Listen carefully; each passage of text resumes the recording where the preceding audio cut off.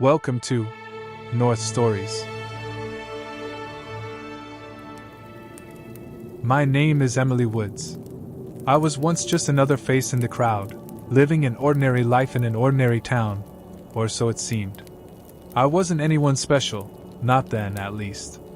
I was the kind of person you'd walk past at the grocery store without a second glance. A wife. A mother. A woman with routines, friends, and a seemingly happy marriage. But appearances, they can be deceiving. It's strange to think of where my life is now compared to just a year ago. A year ago, I was Emily Woods, married to a man everyone respected, a wealthy, successful businessman named Robert Woods. We lived in a large house on Maplewood Lane, with its pristine garden and ivy-covered walls. To the outside world, our life was perfect. People called it charmed. But what they didn't know was that behind closed doors, things were far from perfect. Things were far darker than anyone could imagine. That's where my story really begins, behind those closed doors. I remember the night it all fell apart as if it happened yesterday. The air was heavy with summer heat, and I was sitting at the kitchen table, staring at a pile of bills that I wasn't supposed to see. Robert controlled everything, from our finances to our social lives. I wasn't allowed to ask questions, wasn't allowed to spend money without his approval. My job, as he put it, was to look pretty and play the role. He wanted a trophy wife, and I tried for years to be just that. But over time, the weight of his control and the abuse he'd hidden behind his charming public facade had become unbearable. I don't think anyone could have predicted what would happen next. That night, when he walked into the kitchen, I knew something was off. His usual smug confidence was replaced by a coldness that chilled me to the bone. He was holding a bottle of whiskey in one hand, the same bottle he turned to every night when he came home late from the office. He sat across from me, his eyes narrowed. There was no conversation. No warning. The first blow came fast. A slap across the face that sent my head spinning. It wasn't the first time, but it was the hardest. The shock of it burned through me, and for a moment, I just sat there, numb. He told me I had no right to question him about anything. Told me I was nothing without him. He reminded me of the money, the lifestyle, the home, everything that I owed to him. And then he struck again. That's when I realized. I couldn't do it anymore. I couldn't live like this, like a prisoner in my own home. I had spent years playing the obedient wife, quietly enduring the abuse, hoping he would change. But he never did. The man I'd married had vanished a long time ago, replaced by a monster I could no longer recognize. But what happened next? I still can't explain it. Call it desperation. Call it survival. I reached for the knife. It was sitting there on the kitchen counter, half hidden beneath a dish towel. I don't know what I was thinking. All I knew was that I needed him to stop. I needed him to stop hurting me. So I grabbed it. And I held on to it with every ounce of strength I had left. What happened after that is still a blur. I remember his eyes widening in disbelief when he saw the knife in my hand. And then there was shouting. The world seemed to tilt on its axis. I remember the sound of the knife cutting through the air, the feel of it in my hand as it connected with something solid. And then, silence. The next thing I knew, Robert was lying on the floor, blood pooling beneath him. The knife was still in my hand, slick and wet. I was shaking, my heart pounding so hard I thought it might explode in my chest. I could barely breathe. I stood there, frozen, staring down at his lifeless body. It didn't feel real. Nothing felt real. I don't remember calling the police, but I must have, because they arrived soon after. The house was flooded with flashing lights and uniformed officers, their faces stern and unyielding as they took me into custody. The word murder was whispered in every corner of the room. But it wasn't murder. At least, not the way they were saying it. I didn't mean to kill him. I didn't want him dead. I just wanted to protect myself. That's all it was. Self-defense. But the moment they slapped the handcuffs on my wrists, I knew things weren't going to be that simple. The media descended on the case like vultures. They loved the story, a rich, glamorous housewife accused of murdering her wealthy husband. They splashed my face across every newspaper and news channel. They painted me as a cold-blooded killer, a woman who'd killed for money and freedom. They said I was after his fortune, that I'd planned it all from the start. It didn't matter what I said, what the truth was. People had already made up their minds. But I wasn't about to let them bury me. Not without a fight. My lawyer, David Callahan, was my only hope. He was one of the best defense attorneys in the country, known for his charisma and fierce determination in the courtroom. He believed me when no one else would. He believed that Robert had abused me, that I had been living in a hell no one could see from the outside. He knew I wasn't a murderer. Together, we began to piece together my defense, but it wasn't going to be easy. The prosecution was relentless, painting a picture of me as a greedy wife who had grown tired of her husband and wanted to cash in on his wealth. They had witnesses, people who claimed they had seen me acting suspiciously in the days leading up to the murder. They even had an expert who testified that the wounds on Robert's body weren't consistent with self-defense. But David wasn't deterred. He dug into Robert's past, uncovering a history of infidelity, shady business deals, and most importantly, evidence of his abuse. We found old friends, colleagues, and even former employees who testified to Robert's violent temper and controlling behavior. Slowly, we began to build a case that showed the world who Robert Woods really was and why I had been pushed to the brink. But the prosecution wasn't backing down. They brought in their star witness, a neighbor who claimed she'd seen me the night of the murder, looking calm and composed as I stood over Robert's body. She described me as cold and calculating, a woman who had killed without remorse. It was devastating testimony, and I could feel the jury turning against me. As the trial dragged on, the weight of it all began to suffocate me. I couldn't sleep. I couldn't eat. I felt like I was drowning, and every day in that courtroom was another step closer to my own destruction. But David never gave up. He stood by my side, fighting tooth and nail to prove my innocence. And slowly, the tide began to turn. He called me to the stand, and for the first time, I told my story, the truth about the years of abuse, the fear I had lived with every day, and the moment of desperation that had led to Robert's death. I spoke from the heart, and as I looked out at the faces in the courtroom, I could see that some of them were starting to believe me. For the first time, I felt like there might be a glimmer of hope. But hope is a dangerous thing. It can be snatched away in an instant. The trial is almost over now. The jury will deliberate soon, and then we'll know. Will they believe me? Will they see the truth, or will they condemn me for something I didn't mean to do? As I sat there in the courtroom, waiting for the prosecution to finish their closing arguments, the weight of it all began to crush me. It felt like the air was being sucked out of the room, leaving nothing but the pressure of 1,000 eyes staring at me, judging me. The prosecutor, Mitchell Hastings, was a shark in a suit, slick, confident, and ruthless. He moved around the courtroom with an almost predatory grace, his voice sharp and calculated. "And let's not forget," Hastings said, turning to the jury with a practiced look of righteous indignation. "This wasn't a woman in fear for her life. No, ladies and gentlemen, this was a cold-blooded killer.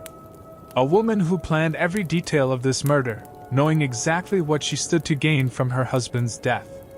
Millions of dollars. A life of luxury without the man she had grown to despise. She wants you to believe that she acted in self-defense, but the evidence says otherwise. The inconsistencies in her story, the lack of any serious injuries to herself, this was no desperate act of survival. This was murder, plain and simple." I could feel the jury's eyes on me as he spoke, and for a moment, I was sure that they were all against me. Every word he said twisted the knife deeper. I wanted to scream, to tell them that they didn't know the whole story, that they didn't know what it was like to live with Robert. But all I could do was sit there in silence, my hands clenched together in my lap, waiting for it to be over. David Callahan leaned over and whispered to me, "Stay calm. We'll get our chance." His voice was steady, but I could see the tension in his jaw. He knew this was the moment of truth. David had been my rock through all of this, even when I felt like giving up. From the very beginning, he told me that our best chance was to show the jury who Robert really was, who he'd been behind closed doors. The public only knew him as the wealthy businessman, the charming philanthropist. But David knew there was more to the story, and he wasn't going to let Hastings paint me as a monster without a fight. The prosecution's closing arguments ended with Hastings casting one last accusing glare at me, his voice dropping to a near whisper for dramatic effect. "This is not a case about self-defense. This is a case about greed. Don't let the defendant fool you. She had everything to gain by killing her husband, and she took her chance." The silence in the courtroom was deafening. I could hear the ticking of the clock on the far wall, each second dragging out the tension. The judge nodded toward David, signaling that it was time for the defense's closing statement. David stood up, adjusting his tie as he approached the jury. His eyes swept the room, calm and deliberate, as if he was reading each juror individually, trying to pull them into our story. "Ladies and gentlemen of the jury," he began, his voice measured and thoughtful. "What we've seen here over the past few weeks is a tragedy. There's no question about that. A man lost his life, and that is something we cannot and should not take lightly. But what we must consider is the why this happened, and what drove Emily to act the way she did that night." He paused, letting the weight of his words settle. "You've heard the prosecution paint a picture of Emily as a manipulative woman, someone who was only after her husband's money. But what the prosecution has conveniently overlooked is the years of abuse that Emily endured at the hands of Robert Woods. The prosecution wants you to believe that just because she wasn't covered in bruises that night, that somehow her fear wasn't real. But abuse doesn't always leave visible scars." David stepped closer to the jury box, his voice growing softer, more intimate. "We've heard testimony from people who knew Robert. They told us about his temper, about his need for control. We've seen the financial records. Robert kept Emily completely dependent on him. She had no freedom, no choices of her own. For years, she lived in fear, hiding the truth from everyone, even from herself." David's eyes locked onto one of the jurors, a woman in her late 40s who had been following the case closely, her expression softening as she listened. "That night, when Robert attacked her, Emily did what she had to do to survive. She didn't have time to think about the consequences. She didn't have time to plan. She was afraid for her life, afraid that if she didn't fight back, Robert would kill her. And so, in that moment of desperation, she acted." David's voice rose slightly, filled with conviction. "This is not a story of greed. This is a story of survival. Emily Woods did not want to kill her husband. She wanted to live." The silence in the courtroom was heavy again, but this time it felt different. I could see some of the jurors nodding subtly, their expressions thoughtful, as if they were beginning to understand.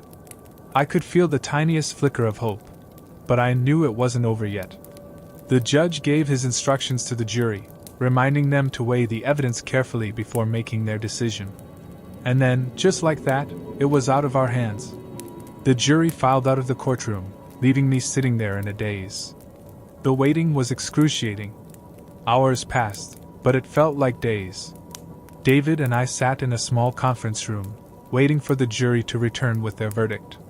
My mind kept playing over everything that had been said during the trial, every piece of evidence, every argument. What if the jury didn't believe me? What if they saw me the way Hastings wanted them to, as a cold, calculating woman who had killed her husband for money? But deep down, I knew the truth. I knew what I had lived through. And I had to believe that the jury would see it too. At some point during the wait, I found myself thinking back to the early days of my marriage to Robert. It hadn't always been this way. We had been happy once, or at least I had thought we were. Robert had been charming, attentive, and so sure of himself. That confidence had drawn me to him, made me feel safe in the beginning. I had fallen for him hard, believing that he was everything I'd ever wanted. But over time, that confidence had turned into something darker. Robert had started to change, or maybe I had just begun to see him for who he really was. The control, the manipulation, the subtle insults that chipped away at my sense of self, They had all started so gradually that I hadn't even noticed at first. By the time I realized what was happening, I was trapped. And then, there was the violence. The first time he hit me, I had been in shock. He apologized afterward, of course, promised it would never happen again. But it did. It kept happening, over and over, until the apologies became meaningless. Until I stopped believing he would ever change. A knock at the door pulled me out of my thoughts. David stood up, his face tense but composed. "The jury's back," he said quietly. My heart dropped into my stomach. This was it. The moment I had been dreading for months. We walked back into the courtroom, where the jury was already seated. I could barely breathe as I took my seat next to David, my hands shaking uncontrollably. The judge asked if the jury had reached a verdict, and the foreman, a middle-aged man with a stern expression, stood up. "Yes, Your Honor," he said, his voice steady. "We have." I felt like I was going to pass out. Every nerve in my body was on edge, my heart pounding in my chest. This was the moment that would decide my future, whether I would walk out of this courtroom free, or whether I would spend the rest of my life behind bars. The foreman unfolded a small piece of paper, glanced down at it, and then looked up at the judge. "We, the jury, find the defendant, Emily Woods." Time seemed to slow to a crawl. Every second felt like an eternity as I waited for him to finish the sentence. My breath caught in my throat. Everything was riding on this. "Not guilty." For a moment, I didn't understand what he had said. The words didn't seem real. Not guilty? Had I heard him right? I felt David's hand on my shoulder, squeezing gently. He was smiling, his eyes filled with relief. I had won. The courtroom erupted into a mix of gasps and murmurs, but all I could hear was the pounding of my heart, the rush of relief that flooded through me. I was free. After everything I had been through, after all the pain, the fear, the uncertainty, I was finally free. But as I sat there, trying to process what had just happened, I knew that this wasn't the end. No, this was just the beginning. There were still questions left unanswered, still shadows from my past that needed to be confronted. But for now, at least I had my life back. And that was more than I ever thought I would have. The moment the foreman said the words, "Not guilty," it was like the world stopped spinning. I sat there in disbelief, frozen in the middle of the chaos that erupted around me. The rush of blood in my ears drowned out the noise of the crowd. People were whispering, shouting, gasping, but I could hardly hear them. All I knew was that I was free. I wasn't going to prison. I wasn't going to rot behind bars for something I didn't mean to do. David turned to me, his face softening as the tension of the trial finally lifted. "You did it," he said quietly, his voice barely cutting through the noise. "You're free." I looked at him, still too stunned to respond. It felt unreal, as if the entire courtroom scene might dissolve the moment I blinked. The weight of what had just happened, what I had just been through, was still pressing on me. But as I stood up, I felt a shift inside me. The fear, the hopelessness that had followed me for so long. It wasn't gone, but for the first time in years, it was loosening its grip. I could feel the stares of the people around me, half of them still convinced I'd gotten away with murder, the other half unsure what to think. But I didn't care. This was my moment. I was walking out of this courtroom, and for the first time in what felt like forever, I was walking towards something that was mine. Freedom. As David and I made our way out of the courthouse, I could see the media frenzy waiting for me outside. Reporters, cameras, lights, all of it waiting to capture my next move. In the weeks leading up to the trial, I had become something of a spectacle, a story to fill the endless news cycle. They had called me everything from a black widow to a misunderstood victim, depending on which channel you watched. They had torn apart my life, my marriage, my choices. Everything about me was up for debate in the court of public opinion. And now that I was free, they were hungry for more. "Emily, what are you going to do now? Do you think justice was served? Were you really a victim?" The questions came at me from all sides as soon as I stepped through the courthouse doors. The bright flashes of camera lights blinded me, but I kept walking. I didn't answer. What was there to say? Would it even matter if I told them the truth? They had already spun their own versions of my story, and I was sure they wouldn't stop now. So I stayed silent, letting David guide me through the throng of reporters toward the waiting car. Once we were inside the car, the door closed, and the world outside became a blur. I leaned my head against the window, trying to calm the storm raging inside me. I was free, yes, but the reality of what had happened, the fact that I had killed Robert, still lingered. And it wasn't something I could easily shake off. The guilt, the confusion, it all came crashing down on me now that the trial was over. David glanced at me, his expression shifting from that of a lawyer to something more personal, more concerned. "You okay?" he asked softly, breaking the silence. I wanted to say yes, to tell him I was fine, but I couldn't. Instead, I just nodded, knowing that even if I wasn't okay, I didn't have the words to explain why. "I know this was hard, Emily," he continued, his voice gentle. "But you did the right thing. You fought for your life. Don't ever forget that." I closed my eyes, wishing I could believe him. Wishing I could erase the memory of Robert's face that night, his eyes full of shock and rage as I defended myself. But that image, that moment, was burned into my mind. No verdict could change that. The car ride back to my house was quiet, the city rolling by in flashes of light and motion. The whole world seemed to be moving on, indifferent to the fact that my life had just been turned upside down. The house on Maplewood Lane loomed into view, the ivy on the walls now appearing more like a cage than the picturesque charm it once was. The sight of it stirred something dark inside me, a mixture of dread and anger. David insisted on walking me to the door. As we stood in front of it, he hesitated, looking at me as though he wanted to say something more, but he didn't. Instead, he just offered me a comforting smile, told me to call if I needed anything, and then left. I stood there, staring at the door for a long moment before finally pushing it open. The house felt different now. Colder. Emptier. The shadows seemed longer, the silence more oppressive. Everything was in its place, just as I had left it, but it no longer felt like home. It felt like a reminder of everything I had lost, everything I had been through. I couldn't stay here, not like this. I moved through the rooms like a ghost, barely aware of my surroundings as memories flooded back. Robert's voice, his laughter, his anger. The echoes of our life together lingered in every corner, every object, and it made me sick. I couldn't breathe in this house. I couldn't live here anymore. I stopped in the living room, standing in front of the grand fireplace, the mantel lined with framed photos. Photos of me and Robert, smiling, posing at charity events, dinners, vacations. All lies. Every single one of them. I grabbed one of the frames and hurled it across the room. The glass shattered against the wall, and for a moment, the sound was a relief, a release from the suffocating silence. But it wasn't enough. One by one, I tore the photos down, smashing them, destroying them.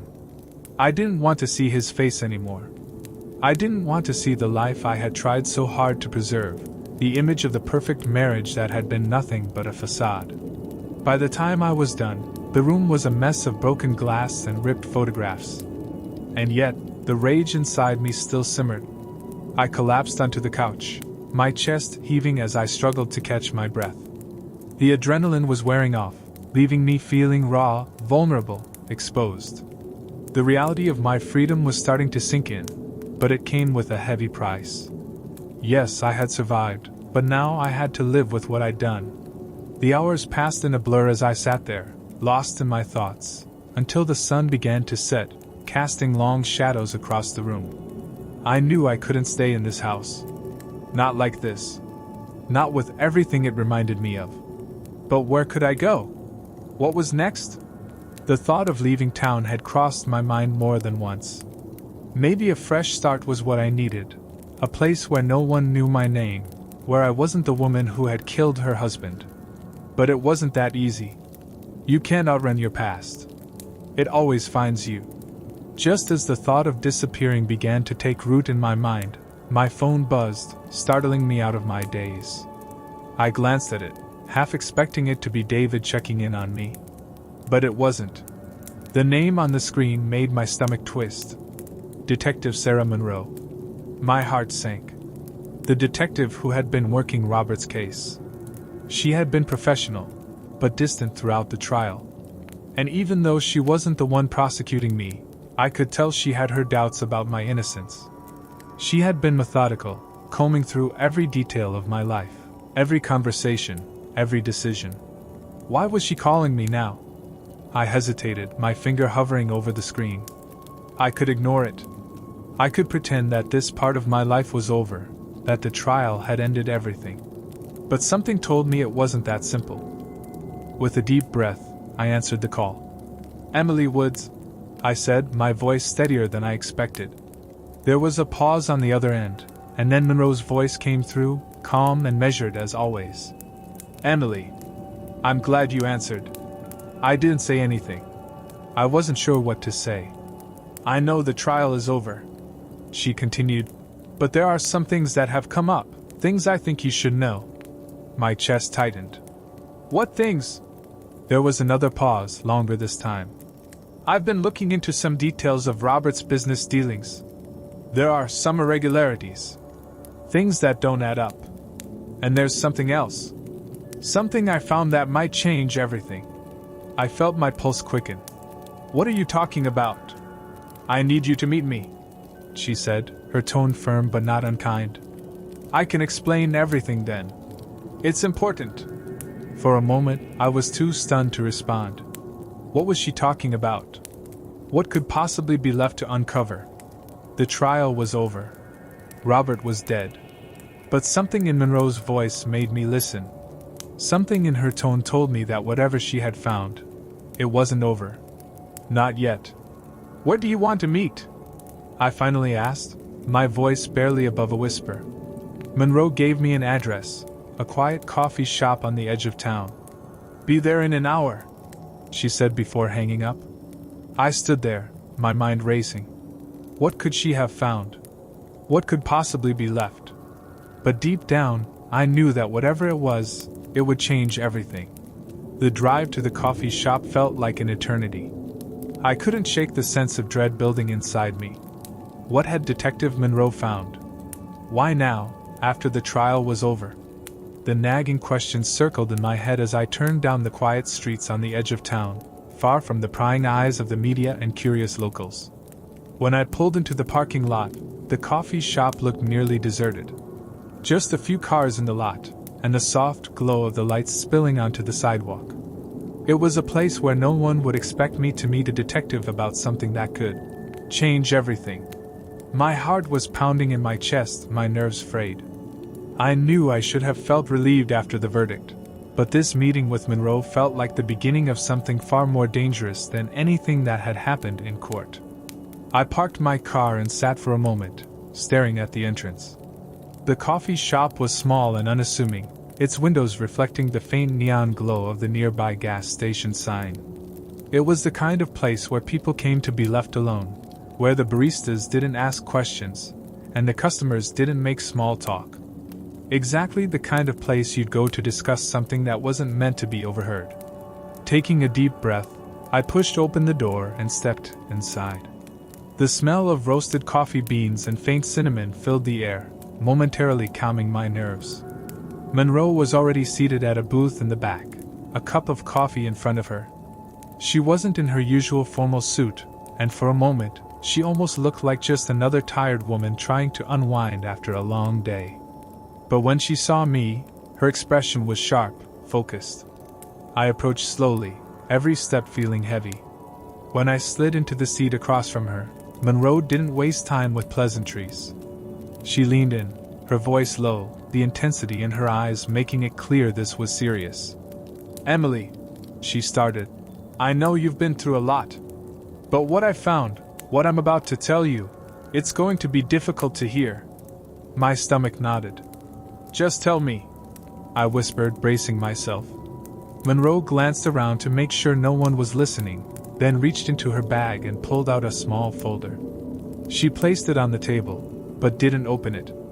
Instead, she met my gaze, her face grim. "I've been looking into Robert's financials more closely, particularly in the weeks before his death," she said. "There were some things that didn't sit right with me, even during the trial. Transactions that didn't make sense. People he was in contact with that raised red flags." I felt a cold sweat break out on the back of my neck. "What kind of people?" Monroe hesitated, her fingers tapping the edge of the folder. "Powerful people. People with influence. At first, I thought it might just be shady business dealings, something that could explain why Robert was acting erratically in those final days. But it's more than that." She flipped open the folder, revealing a set of documents, financial records, and photographs. She pushed a photo toward me, her expression hard. "Do you know this man?" I stared down at the picture. The man in the photo was unfamiliar, a tall, heavy-set figure with a sharp, predatory look. He wore an expensive suit, his eyes hidden behind dark sunglasses. The kind of man you'd see in the background of high-stakes business deals or at exclusive parties, blending into the shadows. But I had never seen him before. "No," I said, shaking my head. "Who is he?" Monroe leaned back, watching me closely. "His name is Victor Andrus. He's involved in high-level corporate crime, fraud, embezzlement, money laundering. You name it. But he's not just a businessman. He's connected to some very dangerous people." I frowned, my pulse quickening. "What does this have to do with Robert?" Monroe sighed, closing the folder and folding her hands on top of it. "Robert was in deep with Andrus. Very deep. The two of them were working together on some off-the-books deals. But here's the thing, those deals weren't just business. They were tied to something much bigger. Something illegal." I felt my blood run cold. "What are you saying?" Monroe's voice dropped to a near whisper. "I'm saying that Robert's death might not have been just about what happened between the two of you. I think someone else wanted him dead. Someone who had a lot more to lose if Robert talked." The words hung in the air between us, heavy and suffocating. I felt my heart hammering in my chest, a new wave of dread crashing over me. Could it be true? Could Robert have been involved in something so dangerous that people wanted him dead? "Wait," I said, my mind racing. "Are you telling me someone else could have set him up? That he was murdered?" Monroe shook her head slowly. "No, I believe you killed Robert in self-defense. But what I'm saying is that the night of his death wasn't the end of the story. There's more to this than just your marriage falling apart. These people, Andrus and his associates, they don't like loose ends. And with Robert gone, they may be looking at you now." The words hit me like a punch to the gut. For a moment, I couldn't breathe. "Me? Why me? I don't know anything about Robert's business dealings." Monroe gave me a long, searching look. "Maybe not. But they don't know that. And even if you don't have the information they want, they might think you do." I shook my head, panic rising in my chest. "No, this can't be happening. I thought this was over. The trial, it's done. I was found not guilty." "This isn't about the trial," Monroe said, her voice firm but not unkind. "This is about what Robert was involved in. And now that he's dead, you could be their next target." I felt a sickening wave of nausea roll through me. How could this be happening? I had barely escaped the nightmare of the trial, and now I was being dragged into something even darker. It felt like a cruel joke, like some kind of punishment for surviving. "What do I do?" I asked, my voice barely above a whisper. Monroe leaned in, her expression serious. "I'm going to help you. But you need to be careful, Emily. These people don't play by the rules. If they think you're a threat, they'll come for you." My mind was spinning. It was too much to process. The trial had been brutal enough, but this was something else entirely. How was I supposed to fight people like Andrus? How could I defend myself against something I didn't even understand? Monroe slid the folder back into her bag and stood up, glancing around the coffee shop one last time. "Stay low for now. Don't make any big moves. I'll keep digging, see what else I can find. But whatever you do, don't trust anyone. I nodded, still too stunned to respond. Monroe gave me a curt nod, then turned and left the shop, leaving me sitting there alone in the dim light. As I stared out the window, watching her car pull away, a deep sense of unease settled over me. I had thought that winning the trial would be the end of my nightmare. I had thought that I could finally start over, finally move on. But now it seemed like the darkness had only just begun, and I had no idea what was coming next. The days after my meeting with Detective Monroe passed in a blur of anxiety and sleepless nights. Her warning echoed in my mind every time I left the house, every time the phone rang, every time I saw someone unfamiliar in the street. "Stay low," she had said. But how was I supposed to do that when I didn't even know what I was hiding from? I spent hours trying to piece it all together. Robert had been involved with dangerous people, that much was clear. But what did that mean for me? He had kept me in the dark about so much of his life, about his business, his finances, things I had been too afraid to question at the time. I had spent years convincing myself that he was just controlling, that his secrets were part of the power imbalance in our marriage. But now I realized there had been something far more sinister going on. I stayed in the house, drawing the blinds shut and ignoring the few friends who still reached out, asking if I was okay.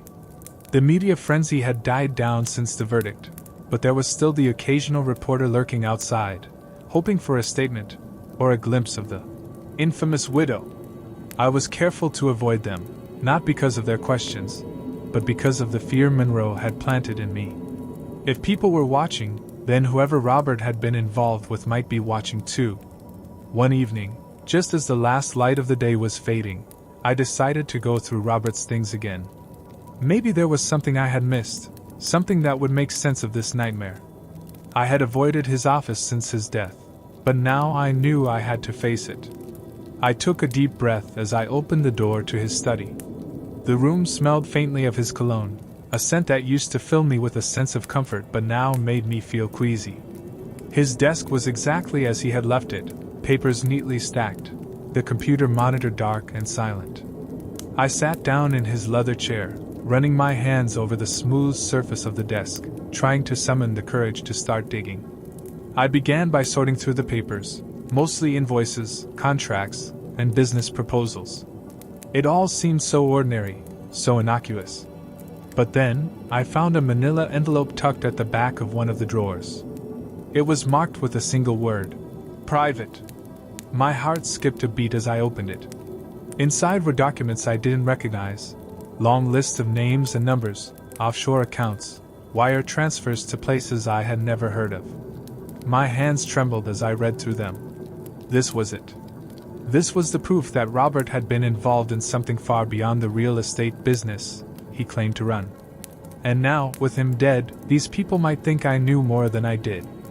At the bottom of the pile was a single photograph, worn at the edges from being handled. It showed Robert shaking hands with the man Monroe had shown me, Victor Andrus. There was something chilling about the image, something that made my skin crawl. Robert was smiling, but it wasn't the smile I knew. It was cold, calculated. A smile that said he was part of something dangerous, something that he had kept hidden from me. I shoved the documents back into the envelope and closed the drawer, my mind racing. What was I supposed to do with this? Should I give it to Monroe? Could I trust her? I felt a pang of regret for not asking David for advice. He had been so steadfast throughout the trial, always knowing exactly what to do. But I hadn't seen him since the day I walked out of the courthouse. I had been so focused on moving past everything that I hadn't even called him to tell him about Monroe's warning. That night I barely slept. I kept imagining shadows moving outside my windows, footsteps in the hallway, the sound of doors creaking open. Every noise made my heart race, and by morning, I was exhausted, jittery, and paranoid. But I knew I couldn't stay in that house forever. I needed answers, and I needed them fast. I decided to reach out to David. If anyone could help me figure out what to do next, it was him. I called his office, but his assistant said he wasn't available. That didn't surprise me. David was in high demand, especially after winning my case. But it made me feel more alone than ever. Later that day, I finally ventured out to meet Monroe again, choosing a different, even more secluded location, a small diner off the highway, far from town. As I drove, I kept glancing in my rearview mirror, half expecting to see someone following me. But there was no one. Just the open road stretching out behind me. When I arrived, Monroe was already there, waiting in a corner booth. She looked up as I slid into the seat across from her, her expression unreadable. "I found something," I said, keeping my voice low. "In Robert's office. Financial records, offshore accounts. And this." I pulled out the photograph of Robert and Andres and placed it on the table. Monroe's eyes darkened as she studied the picture. "I knew it," she muttered, almost to herself. "This confirms what I suspected. Robert was deeper into Andres' operation than I thought." I swallowed hard. "What does that mean for me? Am I in danger?" Monroe looked at me with a seriousness that made my skin crawl. "Yes. You're definitely in danger. Andres and his associates. These aren't people who forgive and forget. They're ruthless. And if they think you have access to these accounts, to Robert's secrets, they'll come after you." I felt a cold knot tighten in my stomach. "What should I do?" "You need to disappear for a while," Monroe said bluntly. "At least until I can figure out what their next move is. We can't risk them finding you." "Disappear?" I repeated, my voice trembling. "I don't even know how to do that. Where would I go?" Monroe leaned in, lowering her voice. "There are ways to disappear. But it means leaving everything behind, your house, your life, your friends. You'll need to change your identity, cut ties with everyone you know. It's not going to be easy, but it's the safest option." The thought of leaving everything behind, of vanishing into the unknown, filled me with a sense of dread. But what choice did I have? If I stayed, I was a sitting duck, waiting for Andres or one of his men to show up on my doorstep. "How long?" I asked, my voice barely audible. "As long as it takes," Monroe said. "I'll help you. I have contacts who can set you up with a new identity. But once you disappear, you can't come back. Not until this is over." I stared at her, the enormity of what she was saying sinking in. This wasn't just about protecting myself.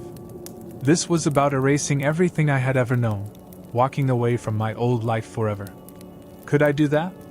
Could I leave behind the only home I had left, even if it was filled with painful memories? Monroe must have sensed my hesitation. "I know this is a lot to take in, Emily. But if you stay, you're putting yourself at risk. And not just you. Anyone who's close to you could be in danger too." David's face flashed in my mind. My heart tightened. David. He's helped me so much through all of this. What if? "You can't tell him," Monroe interrupted sharply. "You can't tell anyone. The fewer people who know, the safer you'll be." I felt a wave of panic rising in my chest.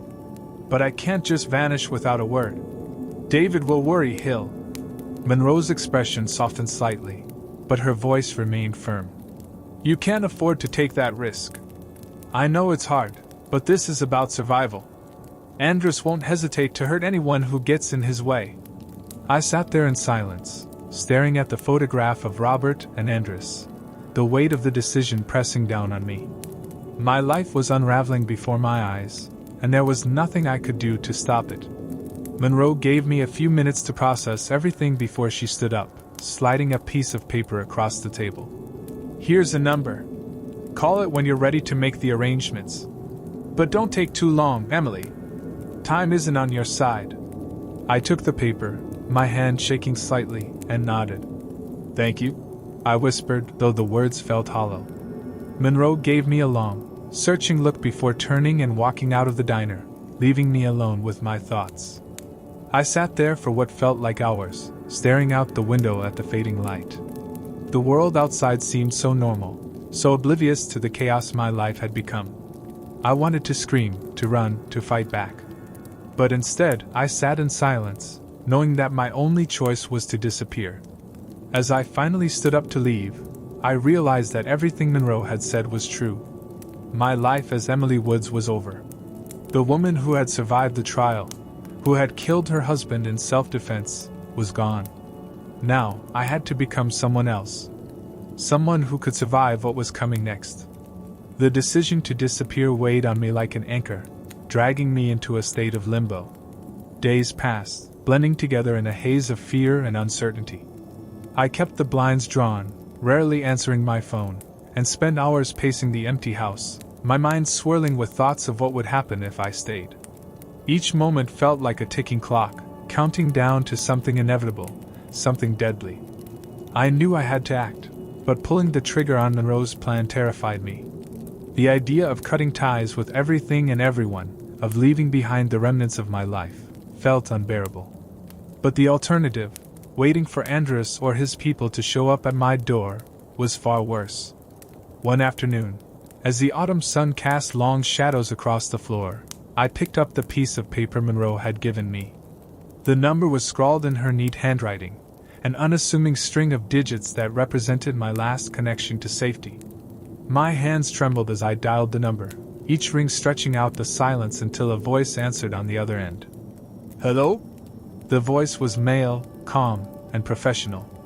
No introduction, no pleasantries. Just a simple acknowledgement that sent a chill down my spine. "This is Emily." "Emily Woods," I said, my voice barely above a whisper. "Detective Monroe gave me your number." There was a brief pause on the line, and then the man spoke again, his tone businesslike. "I understand. Are you ready to proceed?" "Ready." That word felt like a lie. I wasn't ready, not for any of this, but I nodded to myself, knowing there was no turning back now. "Yes," I said, forcing the word out. "I'm ready."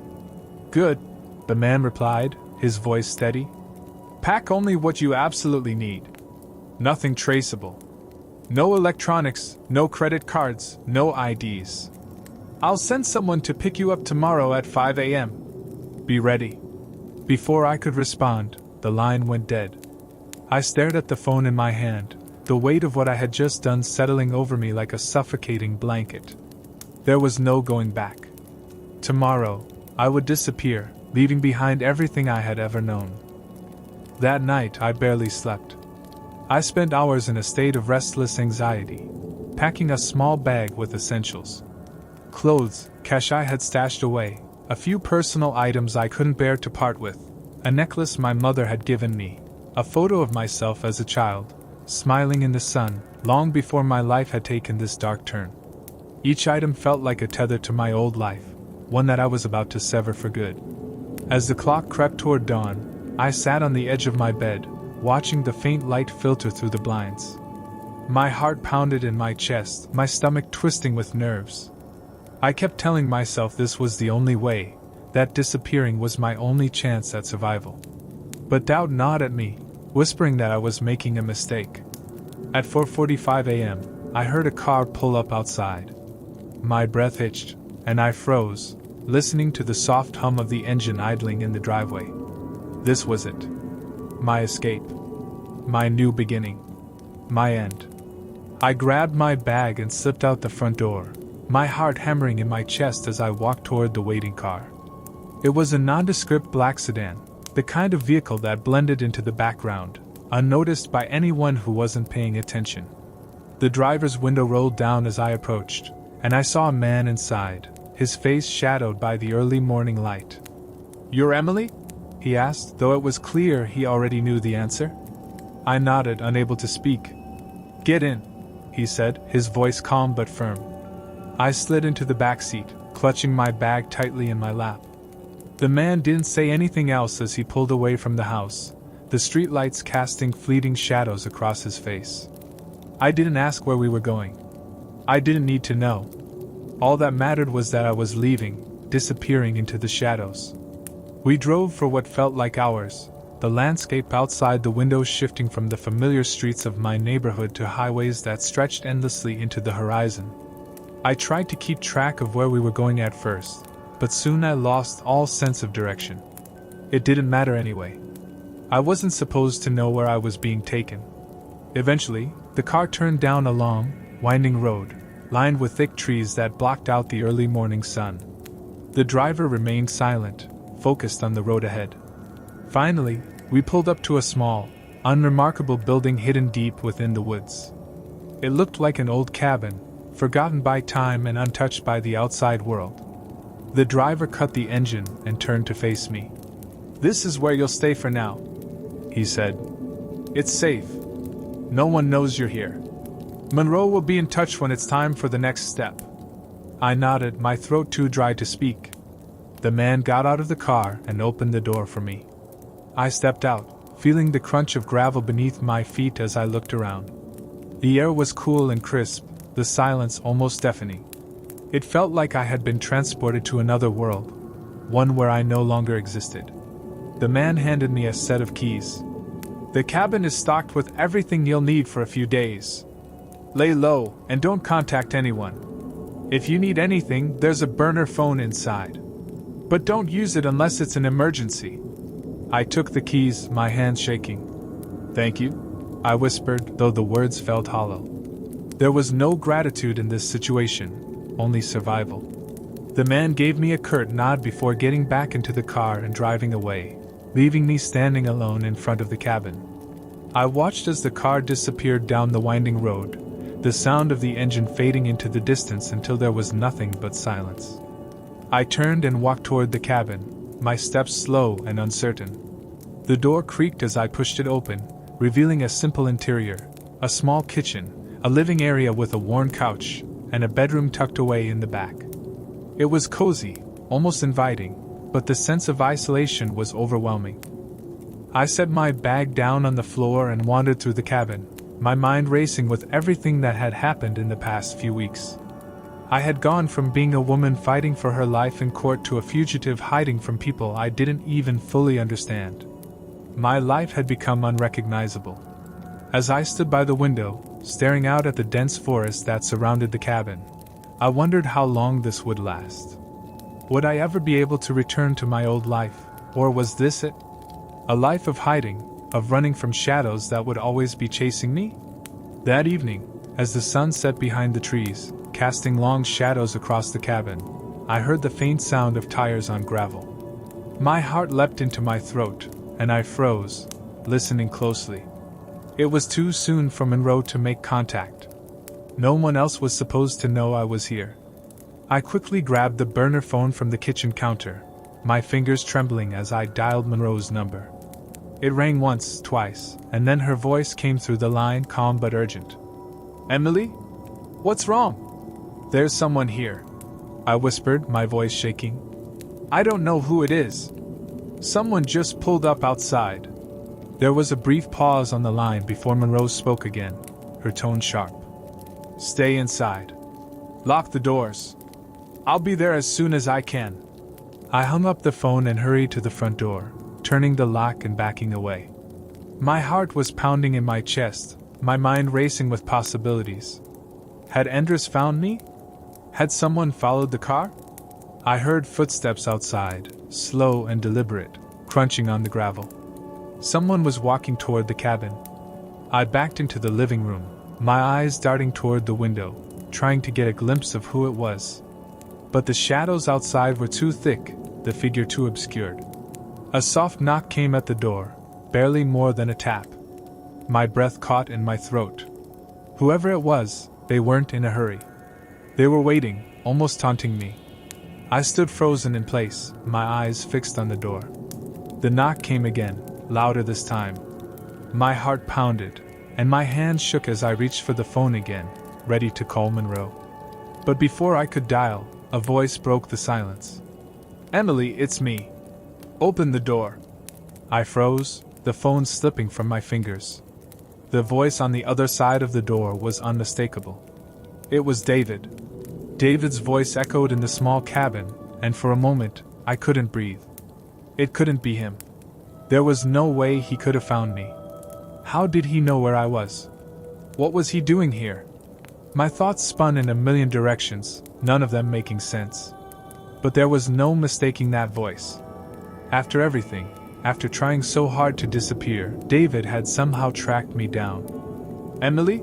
He called again, softer this time, but insistent. "Please, just open the door. We need to talk." I stayed frozen in place, my hand hovering over the phone I had dropped. I could hear Monroe's warning replaying in my head, "Don't tell anyone. Don't trust anyone." Yet here David was, outside the door of this secluded cabin, when he shouldn't have had any way of knowing I was here. My instinct told me to run, to lock myself in the bedroom and wait for Monroe.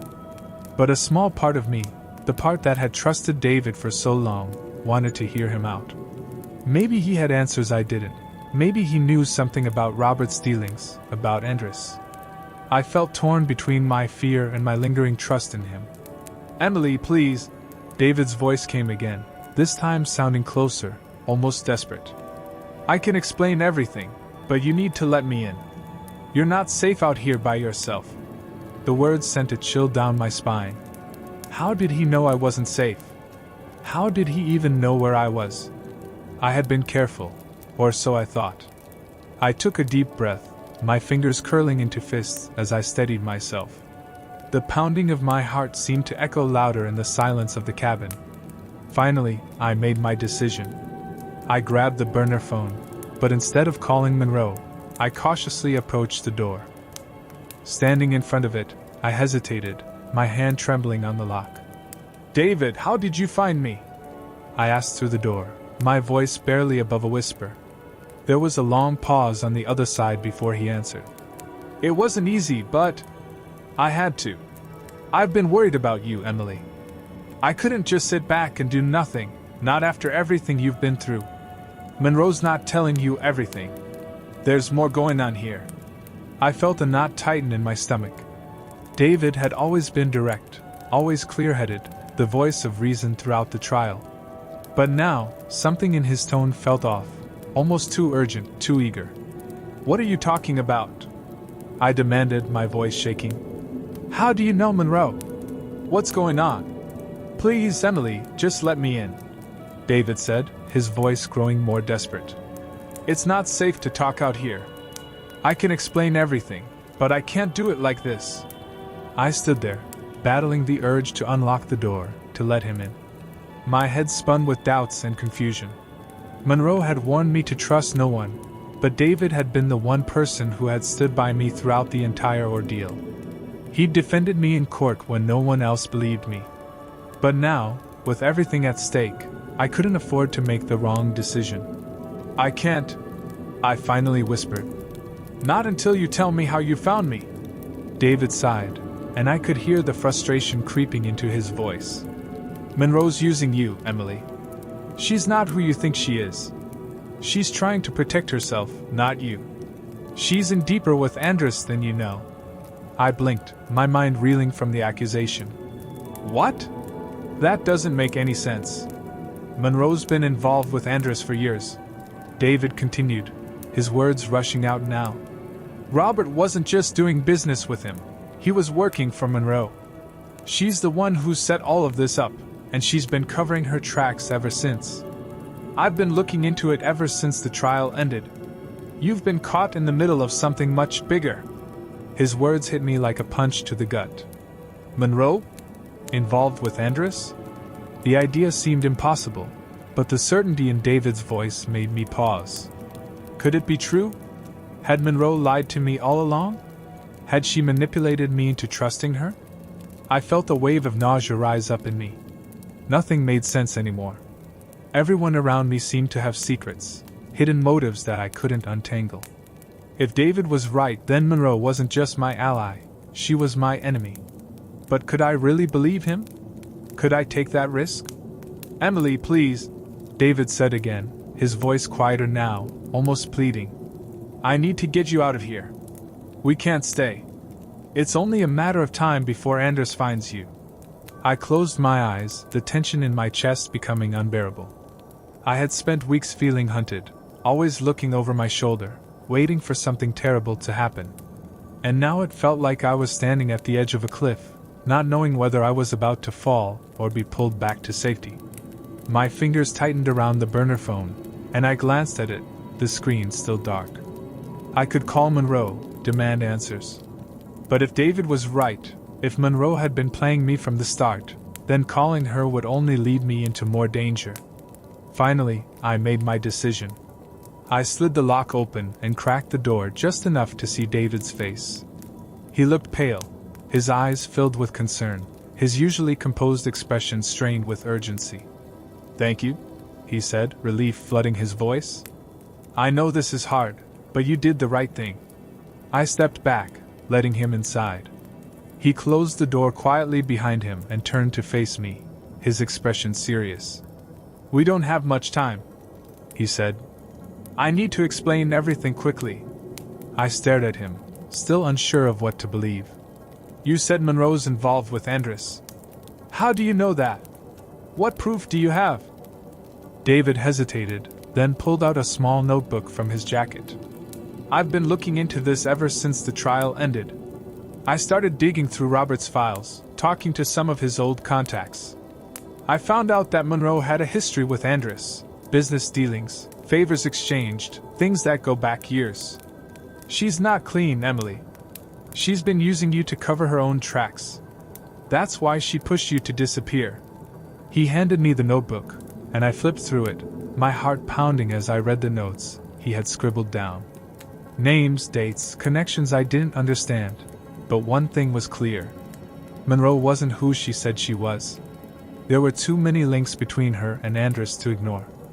"I couldn't tell you before," David said softly, watching me. "I didn't want to worry you until I had more proof. But when you went off the grid, I knew something was wrong.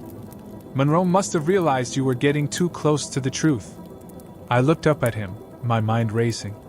"But why would she want to help me disappear if she was working with Andres? That doesn't make sense." David's expression darkened. "Because as long as you're out of sight, you're not a problem for her. But if Andres finds out you have Robert's financial records, or anything that ties her to this, she's finished. She's just buying herself time." I felt a cold shiver run down my spine. Everything I had believed, everything Monroe had told me, was unraveling. If what David was saying was true, then I had been walking into a trap from the start. "We need to leave," David said, his voice urgent again. "I know a safe place where we can hide, somewhere Monroe won't find us. But we have to go now, before she realizes I found you." I hesitated, torn between the fear that gripped me and the small flicker of trust one still had in David. He had always been there for me, always protected me. But now, with everything so uncertain, I didn't know who to trust anymore. Before I could respond, there was a sudden noise outside, the sound of a car pulling up, its engine cutting off sharply. David's face went pale. "Emily, we need to go. Now." Panic surged through me as I glanced toward the door. My heart pounded in my chest, and I felt like the walls of the cabin were closing in around me. Whoever was outside, it couldn't be good. David reached for my arm, pulling me toward the back door. "There's a way out through the woods. Come on." I followed him, my legs moving on instinct as fear coursed through me. But as we reached the back door, a loud knock echoed through the cabin. "Emily," a familiar voice called out from the front. "It's Monroe. Open the door. We need to talk." I froze, my hand on the doorknob. David's grip on my arm tightened. "Don't," he whispered, his eyes wide with fear. "Don't trust her."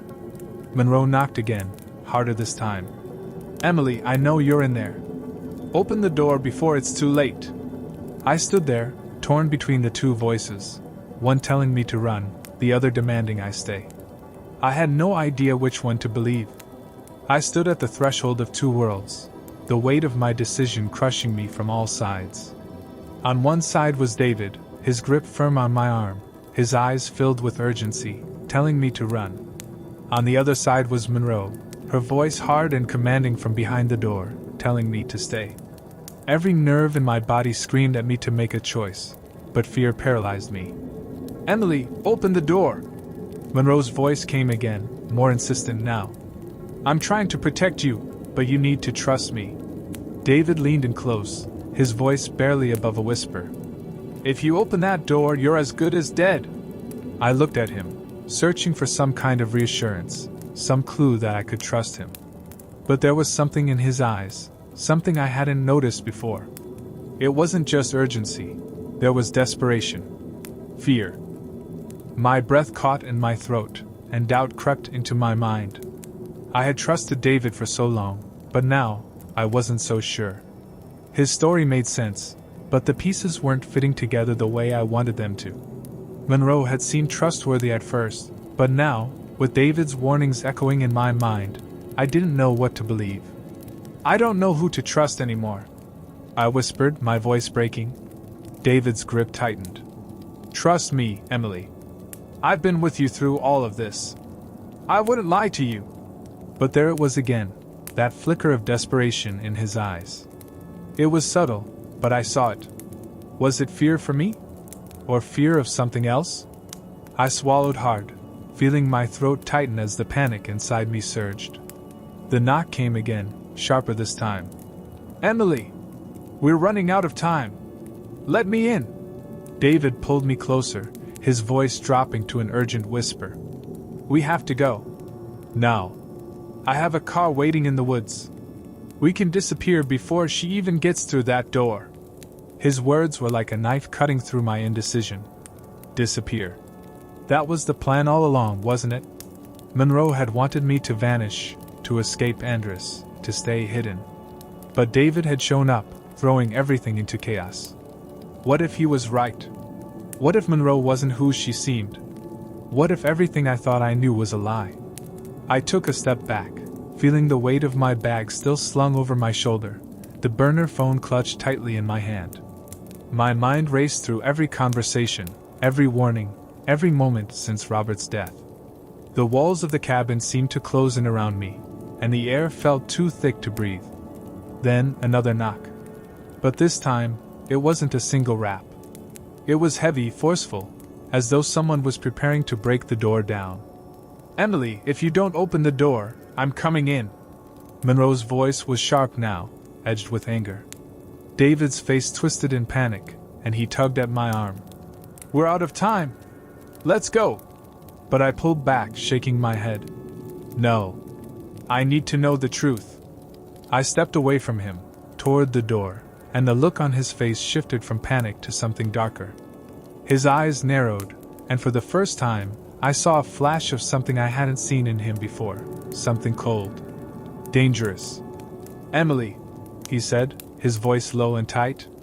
You don't know what you're doing. My heart raced, and I took another step back, putting more distance between us. I'm not going anywhere with you until I know what's really going on. He stared at me for a moment, his jaw clenched, his hands balled into fists. Then, slowly, his expression softened, and he let out a long, shaky breath. Okay, he said, his voice quieter now. Okay. I'll tell you everything. But we have to leave first. Monroe, she's dangerous. You don't know what she's capable of. But I wasn't buying it anymore. Something in his tone, in the way he was looking at me, had shifted. He was too calm now, too controlled. It didn't feel right. Before I could respond, the door crashed open, and Monroe stormed into the cabin, her gun drawn. Her eyes locked onto David immediately. Step away from her, she barked, her voice firm, unwavering. David didn't move.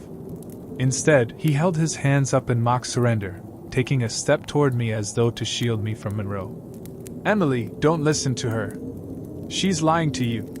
Monroe's eyes narrowed, and she took a step closer, her gun still trained on David.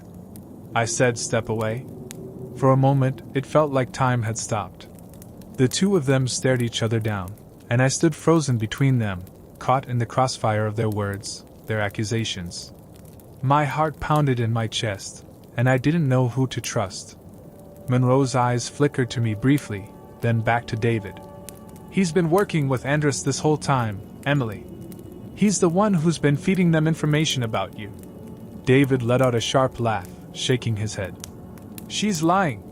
She's trying to turn you against me because I know the truth about her. I'm the only one who can help you. I felt like I was drowning, the weight of their words crushing me. Who was telling the truth?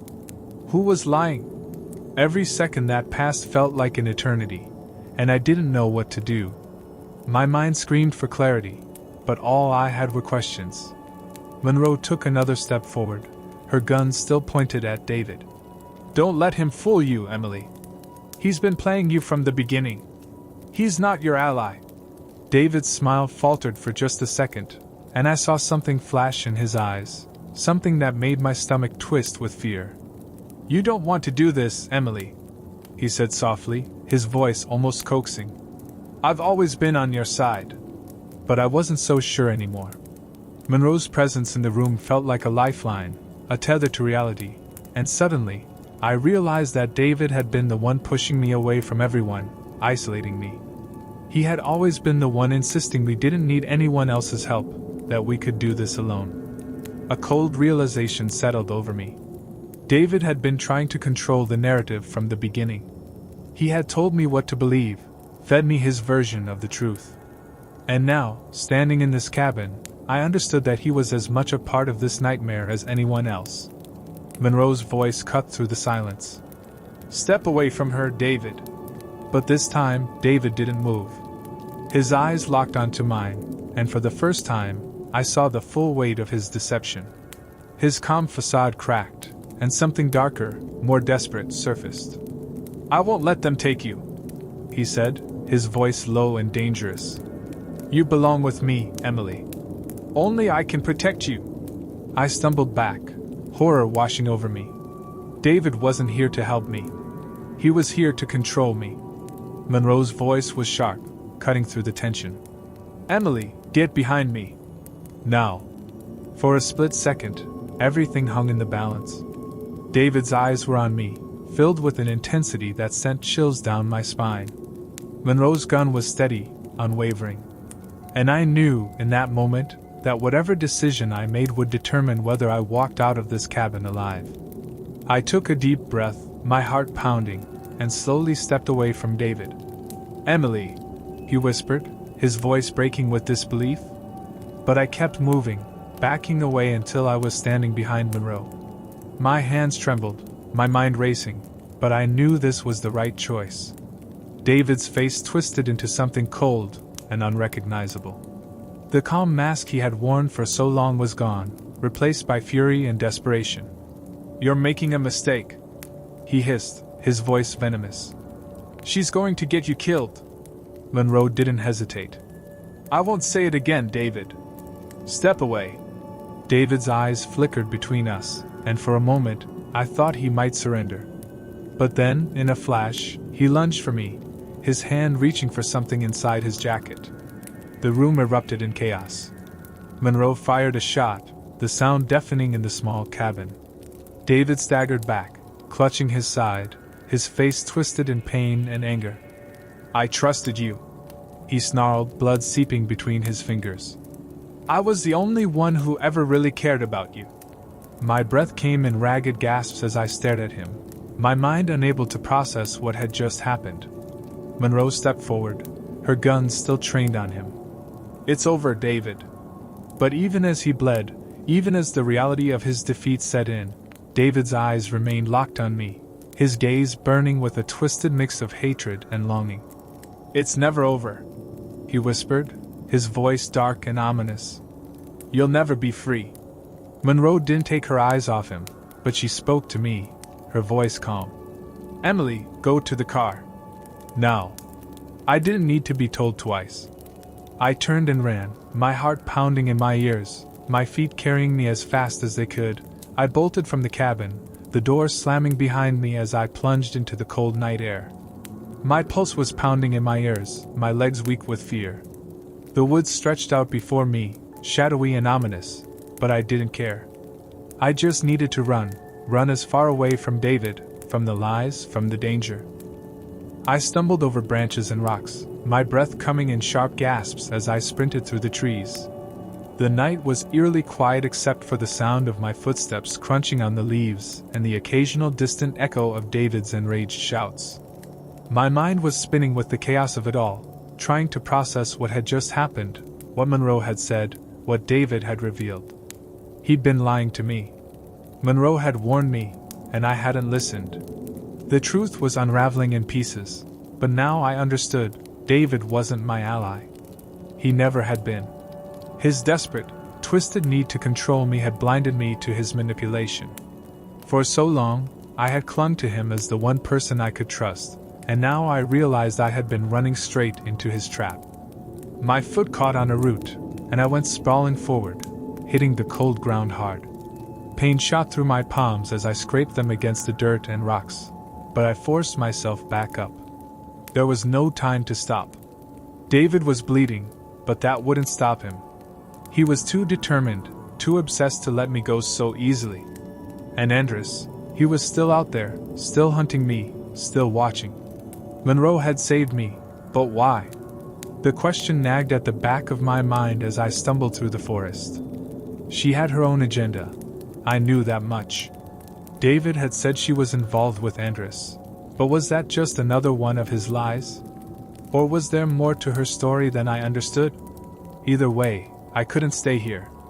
I had to keep moving, had to escape before any of them could find me again. A sharp rustle behind me sent a surge of panic through my chest. I froze, my breath catching in my throat, and whipped around to face the darkness. The trees loomed tall and menacing, their branches swaying gently in the breeze, but I saw nothing. No movement. No sign of anyone following me. Yet the feeling of being watched was overwhelming, like eyes were hidden behind every tree, every shadow. I took a step back, the hairs on the back of my neck standing on end. Monroe had said she had a car nearby. I had to find it. But where? My mind was too foggy, too panicked to remember what she told me. I forced myself to focus, to breathe, to think clearly. She had parked near the road, a few hundred yards west of the cabin, near a clearing. I had to head that way. Turning on my heel, I took off again, this time more careful to watch my step as I maneuvered through the woods. The trees began to thin as I approached the clearing, and through the darkness, I spotted the faint outline of a car tucked just behind a cluster of bushes. Relief flooded through me as I rushed toward it, my fingers trembling as I reached for the door handle. But just as I was about to open it, a figure emerged from the shadows. My heart leapt into my throat, and I jerked back, ready to run again. But it wasn't David. It was Monroe. She was panting, her gun still in her hand, blood smeared on her sleeve. Her eyes met mine, and for the first time since I had met her, I saw something close to fear in her expression. She didn't say anything for a moment, just studied me as if she were assessing whether or not I was still a threat. I took a step toward her, my voice shaking. Is he dead? Monroe shook her head, her lips pressed into a thin line. No. But he won't be coming after you for a while. I didn't know whether to feel relieved or terrified. David wasn't dead, but that meant he was still out there, still a danger, still obsessed with controlling me.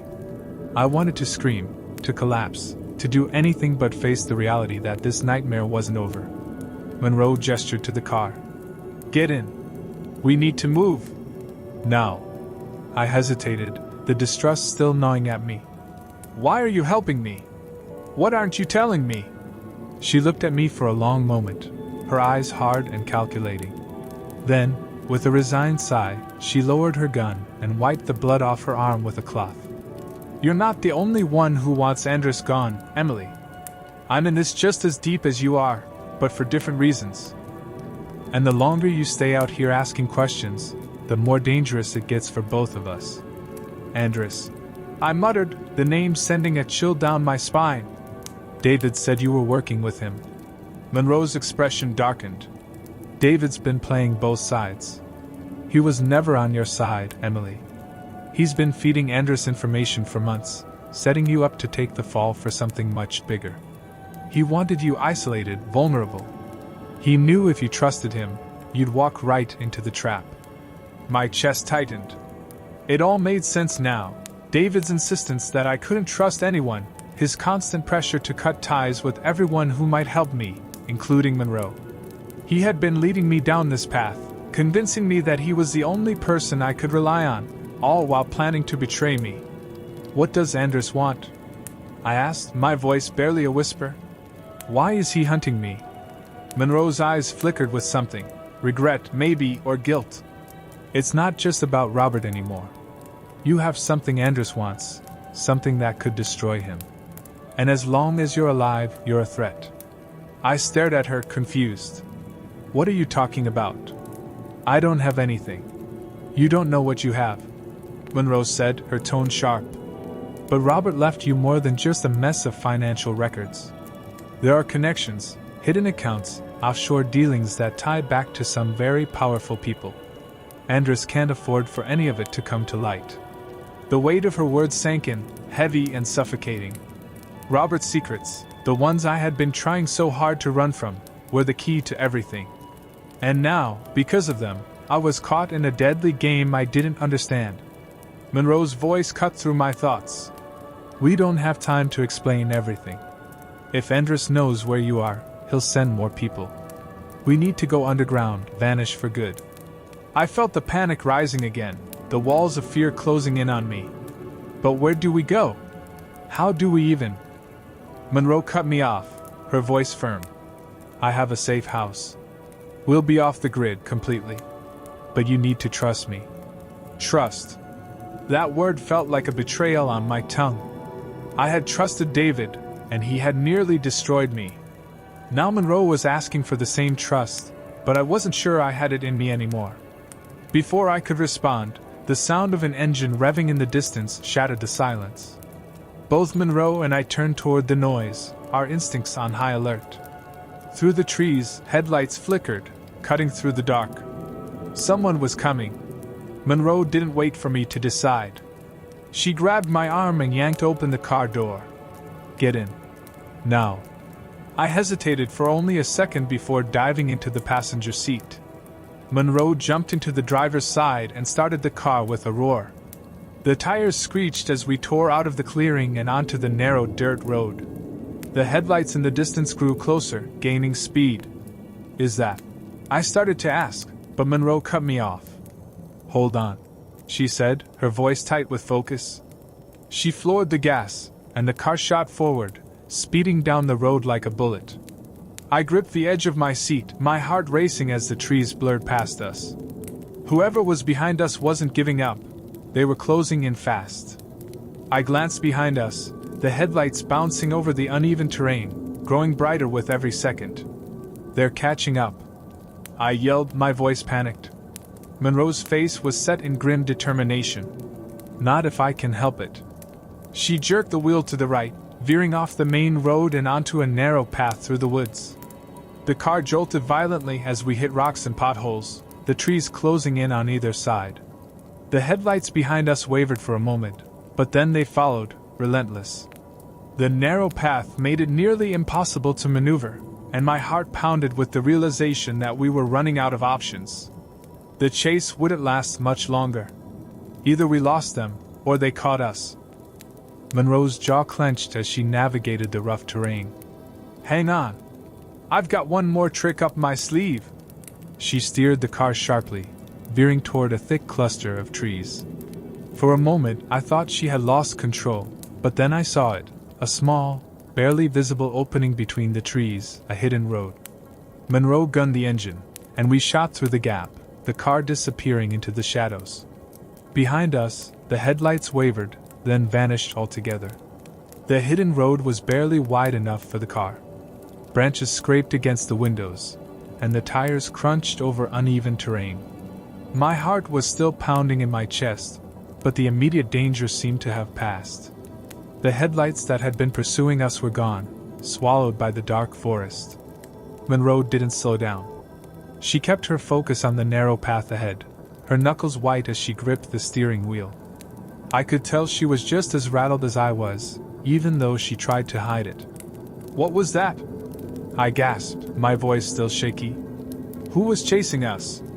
Monroe glanced at me briefly, her eyes hard. Andres has people everywhere. He must have known we were close by. We're not safe yet. Her words sent a chill down my spine. It felt like no matter how fast or far I ran, Andres would always be one step ahead. The weight of the situation was pressing down on me, making it hard to breathe. I had thought the worst was behind me when David had been exposed for who he truly was, but now I realized how naive that was. This wasn't over. It might never be over. I leaned back in the seat, trying to steady my breathing as the car bumped along the narrow road. The silence stretched between us, heavy and suffocating. I knew Monroe was holding back, not telling me everything. There were pieces of the puzzle still missing, and if I was going to survive, I needed to know what they were. "Tell me the truth," I said, my voice firmer than I expected. "What's really going on? What do I have that Andrus wants so badly?" Monroe didn't answer at first. She seemed to be weighing her options, deciding how much to reveal.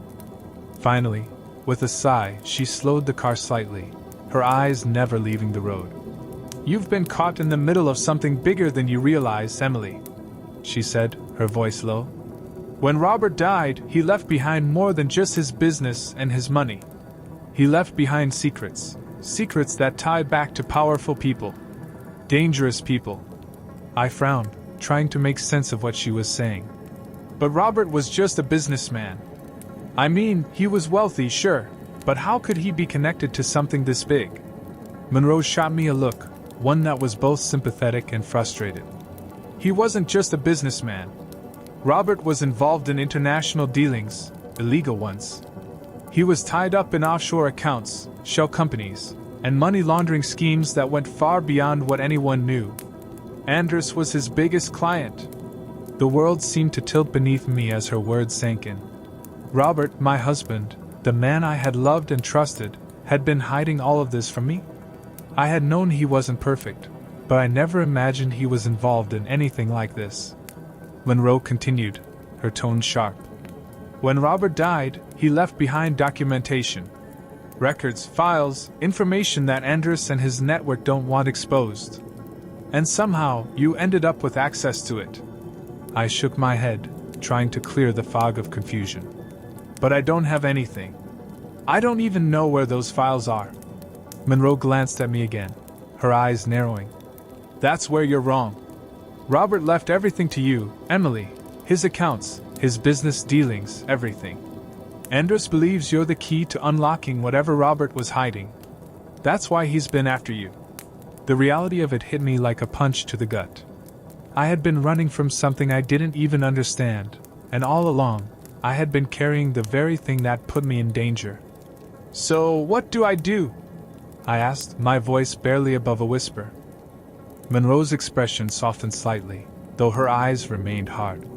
"We need to disappear, go off the grid. I can get you somewhere safe, but you need to be ready to leave everything behind. No one can know where you are, not even your closest friends." I swallowed hard, the weight of her words settling in. Leave everything behind? My old life was already in shambles, torn apart by the lies, the betrayal, and now this. But the thought of disappearing completely, of vanishing without a trace, it terrified me. "I don't know if I can do that," I said quietly, my mind racing with the implications. "What about my family? My friends? Could I really just cut them all off, knowing I'd never see them again?"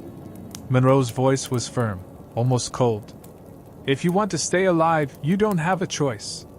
Andrus will stop at nothing to get what he wants. If you're out in the open, you're a target. But if you go underground, we have a chance to stay ahead of him." I knew she was right. As much as I wanted to believe I could somehow outrun this nightmare, the truth was that Andrus was too powerful. He had resources, connections, and the determination to find me. My only chance was to disappear completely. The car jostled over a particularly rough patch of road, snapping me out of my thoughts. We were deep in the woods now, the narrow path winding through dense trees and undergrowth. I had no idea where we were going, but Monroe seemed to know exactly where she was headed. After a long silence, I finally asked the question that had been nagging at me since we left the cabin. "Why are you helping me, Monroe?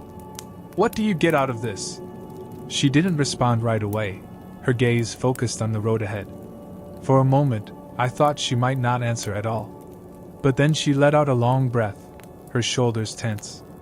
"I have my reasons," she said finally, her voice quiet. "I wasn't always on the right side of this fight. I've made mistakes that cost people their lives. But I'm trying to make up for it now." I studied her face, searching for some hint of what she wasn't saying. There was pain there, buried deep beneath her tough exterior. Whatever she had done in the past, it weighed heavily on her, that much was clear. Monroe glanced at me briefly, her expression unreadable. Let's just say I have a personal stake in seeing Andres go down. And helping you is part of that. I wanted to press her for more details, but something in her tone told me that this wasn't the time to dig deeper. Monroe had her secrets, just like everyone else in this twisted game, but for now, I had to trust that her reasons were enough to keep me safe. We drove in silence for a while longer, the tension between us thick but unspoken. Finally, Monroe slowed the car and pulled off the narrow path into a small, secluded clearing. The trees here were dense, their branches forming a canopy overhead, blocking out most of the moonlight. It was eerily quiet, the kind of quiet that made my skin prickle with unease. Monroe turned off the engine and looked at me, her expression serious. We'll rest here for the night. It's too risky to keep driving in the dark. I nodded, feeling the exhaustion settle in. My body ached from the adrenaline and the stress of the day, and all I wanted was a few hours of sleep, though I doubted I'd be able to relax enough to get any. Monroe stepped out of the car, motioning for me to follow. I climbed out, the cold night air biting at my skin, and followed her to the back of the car. She opened the trunk and pulled out 2 sleeping bags and a small duffel bag, tossing one of the sleeping bags to me. Here, she said, her tone brisk. It's not much, but it'll keep you warm. I caught the sleeping bag and nodded my thanks, though the thought of sleeping out here, in the middle of nowhere, with Andres's men still out there hunting us, made my stomach churn with anxiety. Monroe set up her own sleeping bag a few feet away and sat down, pulling out a map and a flashlight from the duffel bag. I watched as she studied the map, her brow furrowed in concentration, clearly planning our next move. I spread out my sleeping bag on the ground, but I couldn't bring myself to lie down. My mind was racing, replaying everything that had happened, everything Monroe had told me. I couldn't shake the feeling that there was still so much I didn't know, about Robert, about Andres, about Monroe herself. And then there was David. Despite everything, I couldn't stop thinking about him, about the look in his eyes when he had realized I had chosen Monroe over him. The betrayal, the anger. He had lied to me, manipulated me, but there had been something else in his eyes, too, something that made me wonder if, in his own twisted way, he had really believed he was protecting me. I shivered, pulling the sleeping bag tighter around me. Sleep felt impossible, but I knew I needed rest. Tomorrow would bring more danger, more questions, and I had to be ready for whatever came next. Monroe's voice broke the silence, soft but steady. Get some sleep, Emily. We've got a long road ahead. I nodded, lying down on the hard ground and closing my eyes, though the darkness behind my eyelids was filled with the shadows of everything that had happened, and everything that was still to come. The night dragged on, each minute feeling like an eternity as I lay awake, staring into the dark canopy of branches overhead. The sounds of the forest surrounded me, crickets chirping, the rustle of leaves in the breeze, the occasional snap of a twig. It was oddly calming, yet my mind was a whirlwind of chaos and anxiety. Every rustle, every distant sound, sent my heart racing. I could see Monroe silhouetted against the dim light of her flashlight as she continued to study the map. Her focus was unyielding, a stark contrast to my turmoil. I wondered what thoughts were running through her head, what strategies she was devising, what secrets she was still keeping. There was so much I didn't know about her, and while I had no choice but to trust her for now, I couldn't shake the feeling that she had her own agenda. After what felt like hours of tossing and turning, I finally sat up, my muscles stiff and aching. The night air was cold against my skin, but I could no longer lie still. I needed to move, to think.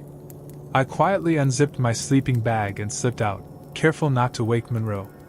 I wandered a few paces away from the car, the moonlight casting a silvery glow through the trees. The forest was hauntingly beautiful, the kind of beauty that made my heart ache. It felt like a different world, far removed from the chaos and danger that awaited me. I leaned against a tree, inhaling the crisp night air, trying to steady my racing thoughts. That's when I heard it, a faint noise, a rustling sound coming from deeper in the woods. My heart skipped a beat as adrenaline surged through me. Had Andrus's men found us already?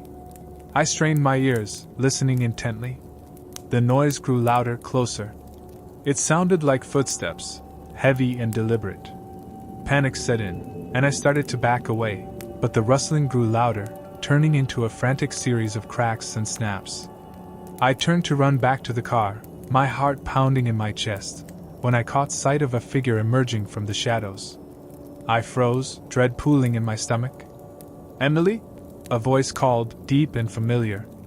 I squinted into the darkness and gasped as recognition hit me. "David?" He stepped forward into the moonlight, his face strained, a mix of anger and desperation etched into his features. "What are you doing out here? You shouldn't be alone." I took a step back, my instincts screaming to run. "What are you doing here, David? You shouldn't be here. Listen to me," he pleaded, his voice low and urgent. "You don't understand what's at stake. You're in danger, and I'm trying to help you." I shook my head, the betrayal and confusion overwhelming me. "Help me? You're the one who lied to me. You're the reason I'm in danger in the first place.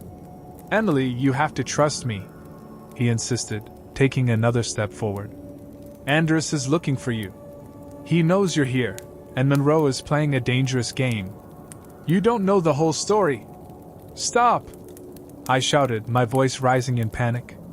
"You don't get to manipulate me anymore. You're just trying to control me." His expression softened for a brief moment, a flicker of regret in his eyes.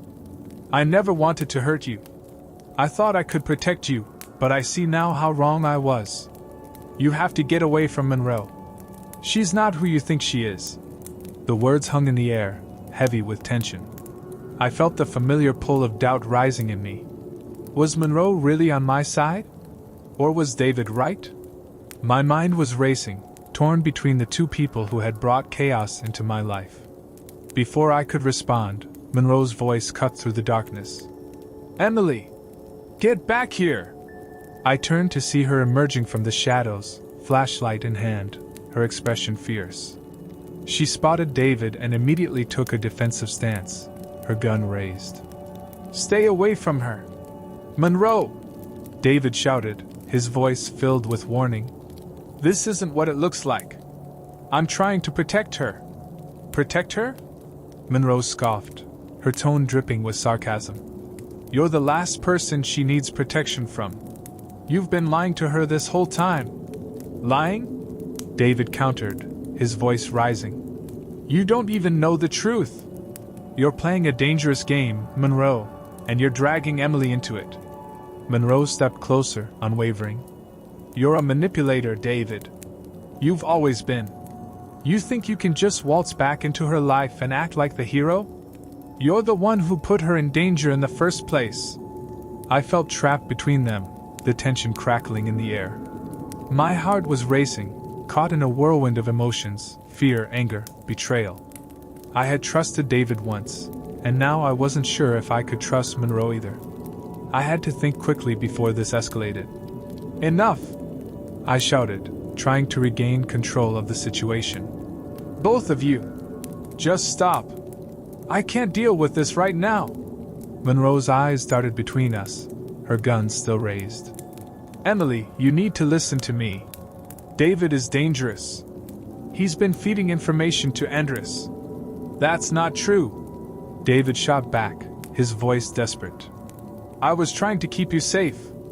I was trying to protect you from him." I felt the ground shifting beneath me, my thoughts racing. Was David truly trying to help me, or was this another one of his manipulative games? And what about Monroe? Was she really on my side, or did she have her own agenda? "Emily," Monroe said, her voice low and urgent. "Please, you have to choose. We don't have time for this. Andrus is out there, and we need to move." David's expression shifted, and he turned to me, his eyes pleading. "Don't listen to her, Emily. You have to trust me. I can get you out of this. I know how Andrus operates. He's not going to stop until he has what he wants." The weight of their conflicting words bore down on me. My heart was pounding, and I felt like I was suffocating under the pressure of their expectations. I had to make a choice, one that could alter the course of my life forever. In that moment, a distant sound shattered the tension, a loud crash in the underbrush. The sound sent a jolt of panic through me, and both Monroe and David immediately turned their attention to the source of the noise. "Go!" Monroe shouted, her voice sharp with urgency. "We have to move, now!" But before I could react, David grabbed my arm, desperation etched across his face. "Emily, please! Don't trust her. You need to come with me." I pulled away from him, the anger boiling inside me. "You've done nothing but lie to me, David. How can I trust you?" The crash grew closer, the sound of heavy footsteps crunching through the underbrush. My heart raced as I realized we had only moments before whoever, or whatever, was coming found us. "Emily!" Monroe urged, her gun still trained on David, but she was glancing toward the woods. "We have to leave! Now!" I looked between them, my mind racing. The tension was palpable, and I felt trapped between two people I had once trusted. But with the sound of approaching danger closing in, I knew I had to make a choice, and fast. "I'm not going with either of you until I know the truth!" I shouted, my voice ringing through the trees. Monroe's eyes narrowed, and she took a step toward me, urgency in her expression. "Then we'll find the truth together, but we need to move!" And then, with no time to waste, I turned and ran into the dark woods, my heart pounding in my chest as I sprinted away from both of them.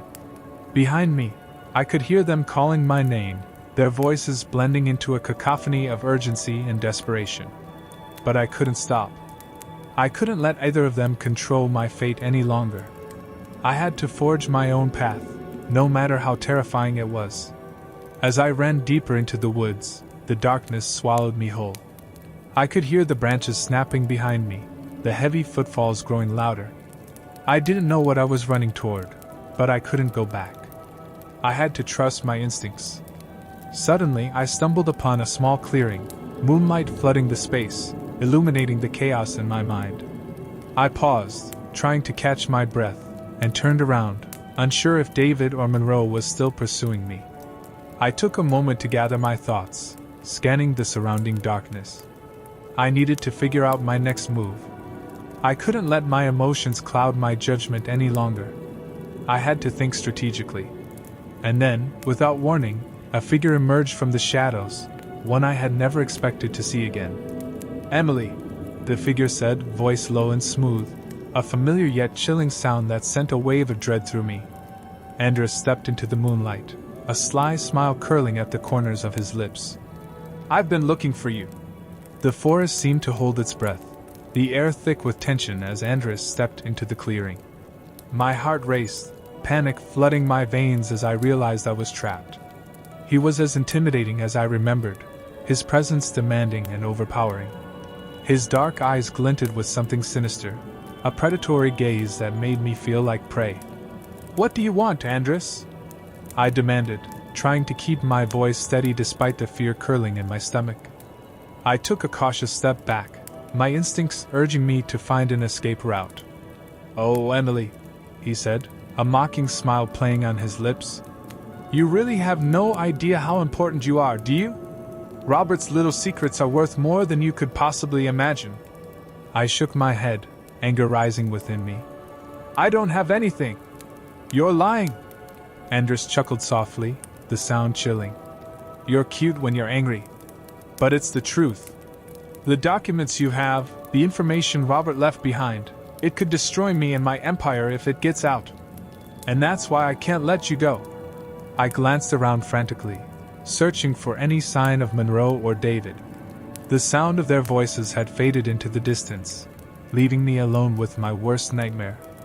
I had always known Andres was dangerous, but now that danger felt palpable, pressing in on me from all sides. "Your friends can't help you now," Andres said, sensing my fear. "They've made their choices. You're all alone, just like Robert was when he thought he could betray me." I swallowed hard, my mind racing. I needed to buy time. "What do you want from me?" I asked, trying to sound brave. "You think I'm just going to hand over everything to you?" Andres stepped closer, his demeanor shifting from playful to serious. "You're going to help me. You'll deliver the information to me, and I'll ensure you live a comfortable life. All you have to do is play along." I felt a rush of defiance surge through me. "You think I'd ever help you after what you've done? After how you've manipulated everyone?" He raised an eyebrow, his smile fading. "You don't have much of a choice. You think I've just been sitting idle while you and your little friends plot against me? I have eyes everywhere, Emily.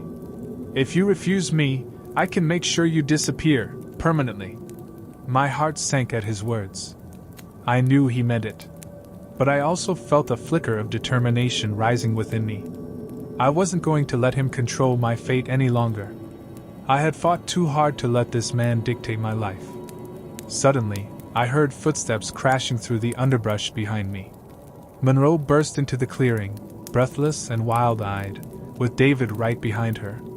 Relief washed over me, but I quickly masked it with caution. "Emily!" Monroe shouted, her eyes darting between me and Andres. "Get away from him!" David followed closely, his expression tense as he assessed the situation. "Emily, don't listen to him. He's dangerous." Andres turned his gaze to Monroe and David, a sly grin re-emerging. "Ah, the cavalry has arrived. How quaint." He glanced back at me, his eyes narrowing. "But you're still the one holding the cards, my dear. Choose wisely." In that moment, I felt the weight of their expectations pressing down on me. I had to make a choice, not just for myself, but for everyone standing there. I took a deep breath, my heart pounding as I prepared to confront my fears. "I choose to fight," I declared, my voice steady and resolute. Andres's smile faltered, surprise flashing across his face. "Fight? You think you can take me on? I've had enough of your games," I continued, feeling a rush of adrenaline course through me. "You've terrorized my life for too long. I won't let you control me anymore." Monroe moved to my side, her gun raised. "You won't get away with this, Andres. We're not afraid of you." David stepped forward, fists clenched. "You're finished. We're taking you down, once and for all." Andres laughed, a cold, chilling sound that echoed through the clearing. "You think you can threaten me? You're all fools." He gestured toward the shadows, and I felt a surge of panic as men began to emerge from the trees, his men, the ones who had been chasing us. I could feel the tide turning, my heart racing as I realized we were outnumbered. But I refused to let fear dictate my actions. I took a step forward, defiance burning in my chest. "You think you can intimidate us? We've already seen the worst you can do. Then let's see how brave you really are." Andres sneered, motioning for his men to close in. Just as they moved, I caught a flash of movement from the corner of my eye. Monroe lunged forward, her gun aimed directly at Andres. "Get down!" she yelled. In a split second, chaos erupted. Gunfire rang out, shattering the quiet night. I dove to the ground, adrenaline pumping as I heard the crack of bullets and shouts filling the air. David fell beside me, scrambling for cover, while Monroe held her ground, firing at the advancing men. "Stay low!" Monroe shouted, her voice steady despite the chaos. I glanced up, my heart racing as I saw Andres ducking behind a tree, his men returning fire.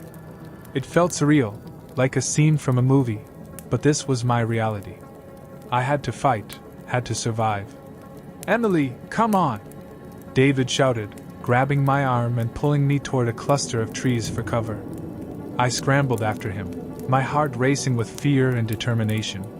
We huddled together, breathless as the firefight continued around us. Monroe was still holding her ground, firing with precision.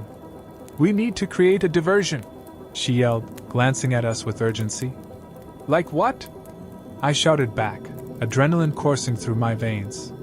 David scanned the area, his eyes lighting up as he spotted a pile of fallen branches nearby. "That!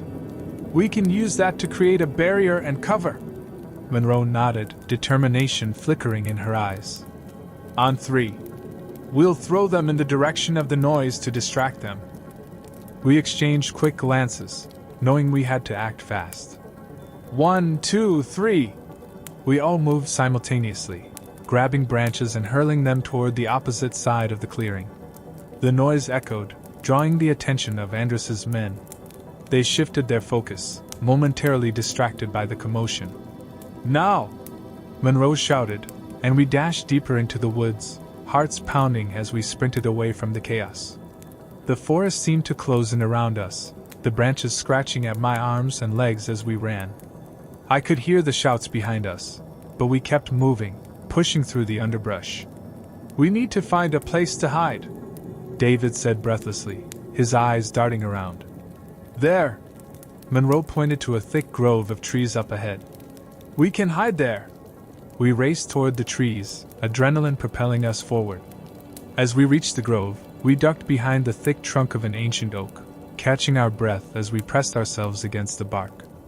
I could hear the distant sounds of chaos still raging in the clearing, the shouts of Andrus's men echoing through the night. But for the moment, we were safe.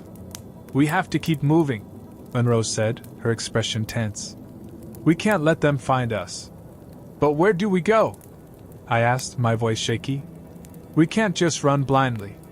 David glanced at me, determination etched across his features. "We need to find help. We can't take him on alone. We need a plan." Monroe nodded, her gaze intense. "There's a cabin not far from here. It used to be a safe house for me. If we can get there, we can regroup and figure out our next move." "Lead the way," David said, and we followed Monroe as she navigated through the thick trees, the sounds of the forest enveloping us. We moved cautiously, the fear still bubbling beneath the surface as we tried to stay quiet. After what felt like an eternity, we finally reached the cabin, an old, weathered structure partially hidden among the trees. It looked abandoned, but I could see a faint light flickering through the windows. Monroe approached the door slowly, her expression cautious. "This could be a trap," she murmured. "But it's our best shot." We stood in a tight huddle, the tension thick in the air. "We're not turning back now," I said, feeling a rush of determination. "Let's go." Monroe nodded and pushed the door open, the creaking hinges echoing in the silence. We stepped inside, the smell of damp wood filling my nostrils as we surveyed the small space.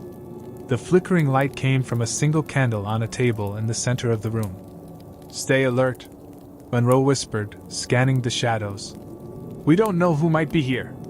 As we stepped further inside, the door creaked closed behind us, sending a shiver down my spine. The cabin felt like a relic from another time, but it was our refuge for now. We gathered around the table, the flickering candlelight casting eerie shadows across the walls. "Okay," Monroe said, her voice steady. "We need to figure out our next move. Andrus will come looking for us, and we can't be caught off guard." David nodded, his eyes narrowing in thought. "We have to assume he knows we're here. We need to find a way to turn the tables on him." I could feel the weight of their expectations pressing down on me, but I also felt a surge of confidence. We were in this together, and I wasn't about to let fear control my fate anymore. "What about the documents?" I suggested, my mind racing. "If we can expose Andrus, we might have leverage." Monroe's eyes lit up. "You're right. If we can get to Robert's safe and retrieve the information, it could turn the tide.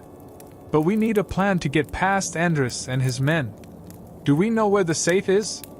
David asked, glancing between us. "Yes," Monroe replied. "It's in the main house. We'll need to move quickly and quietly. Andrus won't be far behind." I took a deep breath, feeling the adrenaline pumping through my veins. "Let's do it.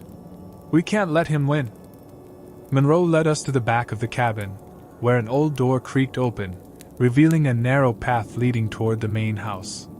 The air was thick with tension as we stepped outside, the moonlight casting long shadows on the ground.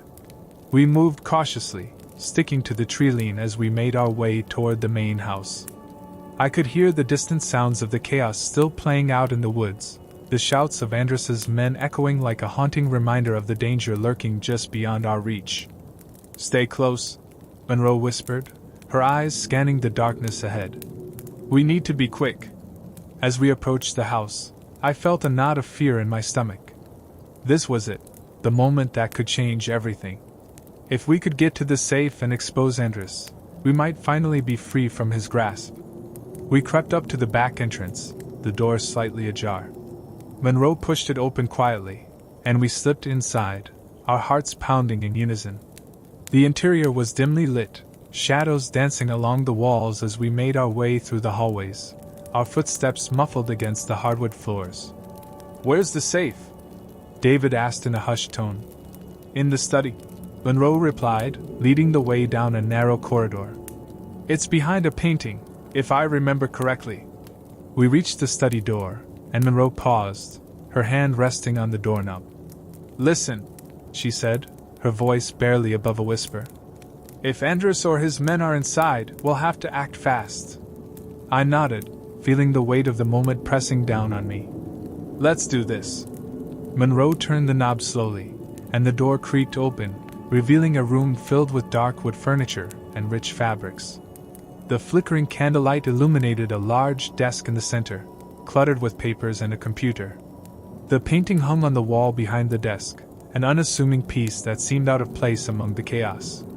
Monroe moved toward it, her hands shaking slightly with anticipation.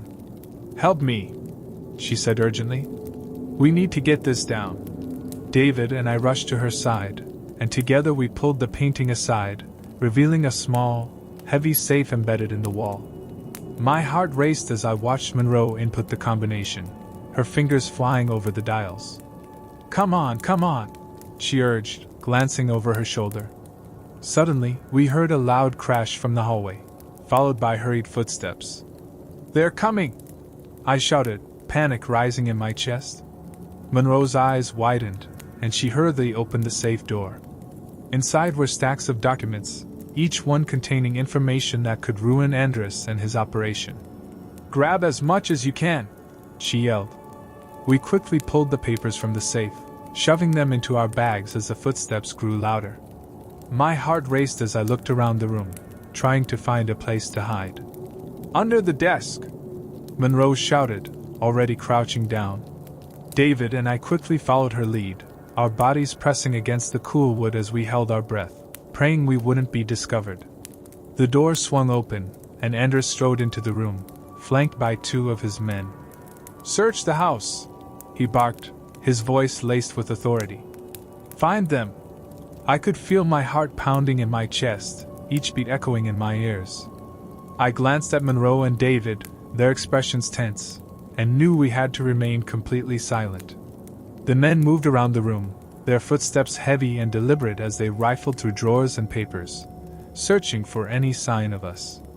I felt a wave of nausea as I realized how close we were to being caught. "Damn it!" one of the men shouted. "They couldn't have gone far."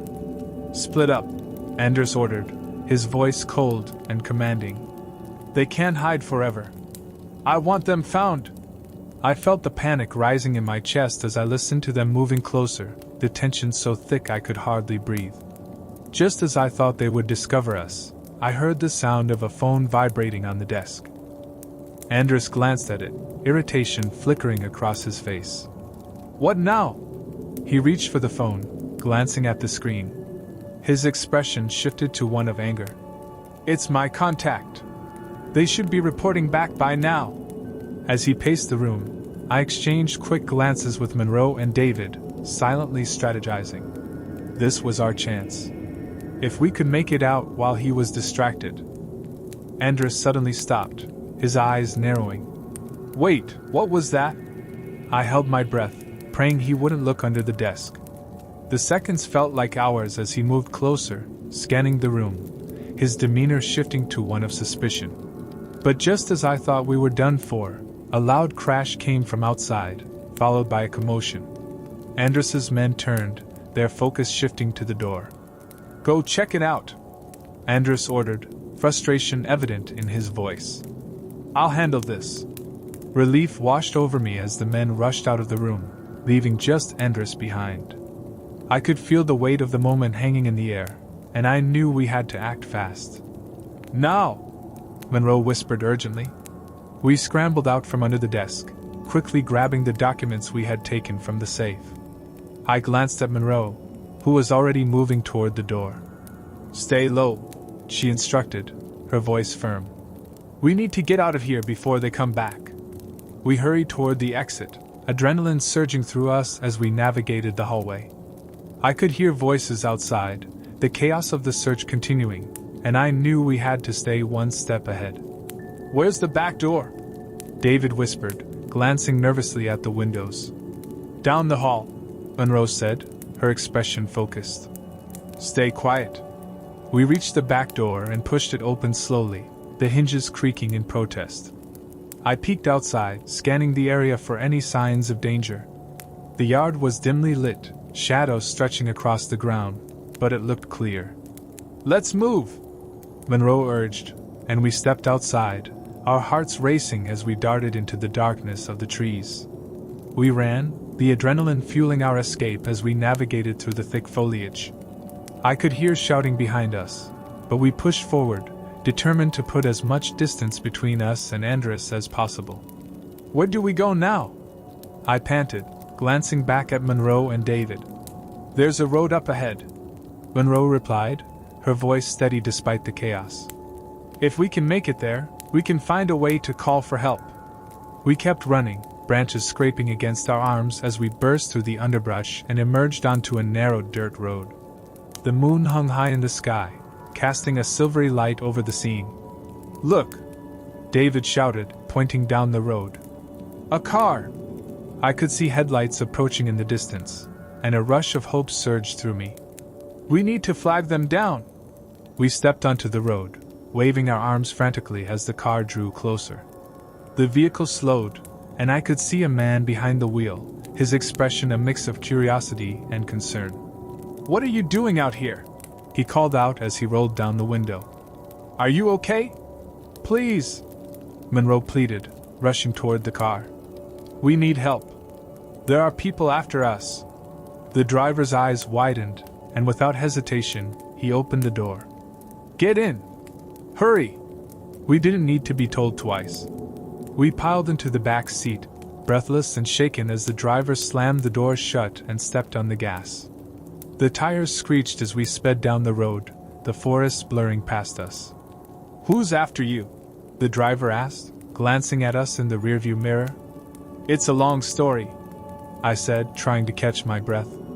"But we're being hunted by a dangerous man." The driver nodded, a serious expression on his face. "I know a safe place. We'll get you there." As we raced away from the chaos, I could feel the tension starting to ease, but I knew this wasn't over yet.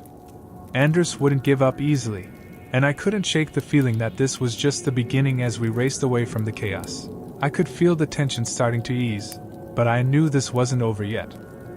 Andres wouldn't give up easily, and I couldn't shake the feeling that this was just the beginning of a much longer battle. The driver, a rugged man in his 40s with a thick beard and weathered skin, navigated the winding road with surprising calm. His eyes flicked between the rearview mirror and the road ahead, ensuring we were not being followed. "I'm Ben," he said, his voice steady. "I've seen my fair share of trouble in these woods. You're lucky I came along when I did." "Thank you, Ben," Monroe said, her voice filled with gratitude. "We really appreciate it." "Yeah, you have no idea how much this means to us," I added, my heart still racing from the near escape. As we drove, I could see the anxiety etched on David's face, his jaw clenched and eyes focused intently on the trees flashing past. "We need to figure out a plan," he said. "Andres is going to come after us hard now that he knows we have the documents." Ben nodded. "You mentioned dangerous men. What exactly are you up against?" Monroe exchanged glances with David and me before speaking. "Andres is a powerful crime lord. He has a network of men who will do anything to protect his interests. We just stole documents that could expose him and his operations." Ben's expression turned serious. "You're right to be worried. People like him don't take threats lightly. We need to keep moving and find a secure location." "Where are we headed?" I asked, my mind racing with possibilities. "There's a cabin I use when I need to lay low," Ben replied. "It's off the beaten path, and it's got good defenses. We'll be safe there for now." As the car sped along the winding road, I felt the fear and uncertainty of the previous hours starting to fade. Ben's calm demeanor was a welcome relief, and I knew we had to trust him. Eventually, we turned onto a dirt road that wound deeper into the woods. The trees closed in around us, and the sound of gravel crunching under the tires filled the air. After a few minutes, Ben slowed the car and turned off the engine, plunging us into silence. "Here we are," he said, gesturing toward a modest cabin nestled among the trees. It was small and rustic, with smoke curling lazily from the chimney, and I felt a flicker of hope. This could be our sanctuary, at least for a little while. We piled out of the car, and Ben led us to the cabin door. He opened it to reveal a cozy interior, with a stone fireplace and simple furniture. "Make yourselves at home," he said. "I'll grab some supplies." As Ben moved around the cabin, Monroe turned to me, her brow furrowed with concern. "What's our next move? We can't just sit here." I nodded, feeling the weight of the documents in my bag. "We need to find a way to get this information out. The world needs to know what Andres is doing." "Do we have any contacts who can help?" David asked, pacing the room. "I know a few journalists who would be interested," Monroe said, her voice gaining strength. "But we need to make sure we're safe first." Ben returned with a small backpack filled with provisions, including water, snacks, and a couple of flashlights. "You'll want to eat something," he said, placing the bag on the table. "We have a little time before it gets dark, and we can fortify the cabin." "Thank you, Ben," I said, feeling a surge of gratitude. "You're helping us more than you know." He smiled faintly.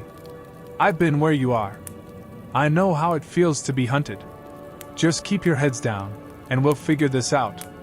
As the sun began to dip below the horizon, casting long shadows across the cabin, we settled down at the table.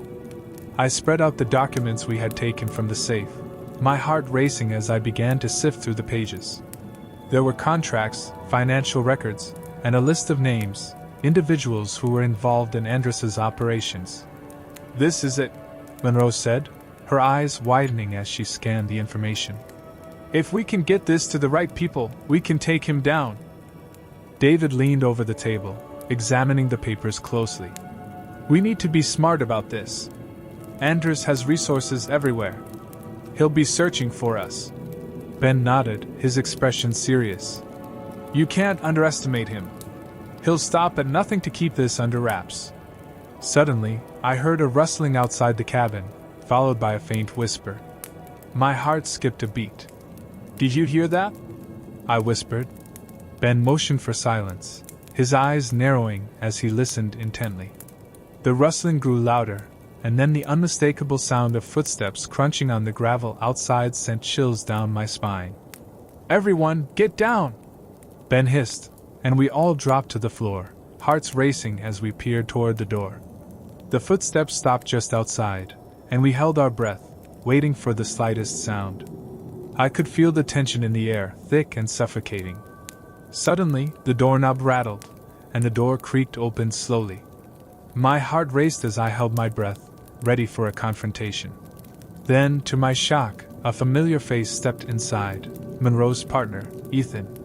He was disheveled and breathing heavily, his expression a mix of relief and urgency. "I found you!" he exclaimed, glancing around the cabin. "I've been looking everywhere." I couldn't believe it. "Ethan! How did you find us?" "I had a hunch you'd come here," he said, closing the door behind him. "I followed your trail from the forest. When I heard the gunfire, I knew something was wrong." "Thank God you made it," Monroe said, rushing over to him. "We need your help.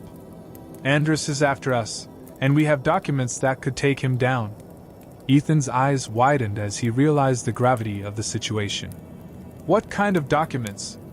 I gestured to the table, where the papers lay spread out. "Everything you need to know about Andres and his operations. But we need to get it out to someone who can help." "Who can we trust?" David asked, his voice tense. "Let me make a call," Ethan said, pulling out his phone. "I know a few people who can help us, but we need to be careful. Andres will be looking for us." As he dialed, I glanced at the others, feeling a mix of fear and determination. We were still in danger, but now we had a plan, and we were one step closer to taking back our lives. Ethan ended the call and turned to us, a determined look on his face. I reached out to a journalist I know who's been investigating Andres for years. If we can get the documents to her, she can expose everything. Can she meet us here? Monroe asked, her eyes wide with hope. No, Ethan replied, shaking his head. It's too risky. She's agreed to meet us at a diner a few miles away. We need to move fast. I felt a surge of adrenaline at the thought of finally getting the information into the right hands. Let's do it, I said, my heart racing. Ben nodded. I'll drive you. We can't waste any more time. We gathered our things, stuffing the documents back into our bags as quickly as possible. Every second felt crucial, and I could feel the weight of the moment pressing down on us. As we prepared to leave, I glanced back at the cabin, the place that had sheltered us for such a brief time. It had been a refuge, but now it felt like a ticking clock, and we had to escape before Andres found us. Once outside, we piled into Ben's car, the engine roaring to life as he pulled onto the dirt road. My heart raced as we navigated through the trees, the weight of what lay ahead settling over me. I couldn't help but wonder if we were truly safe. Keep an eye out for any vehicles, Monroe said, her eyes scanning the road ahead.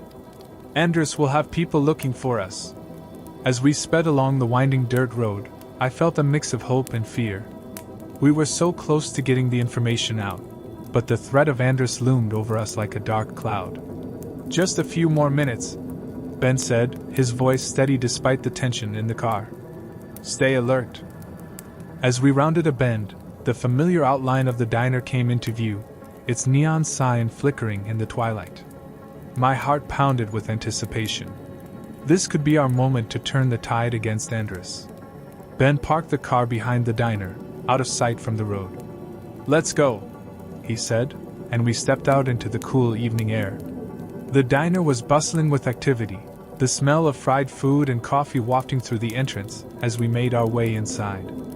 I could feel the eyes of the patrons on us, but I pushed the anxiety aside. We had a mission.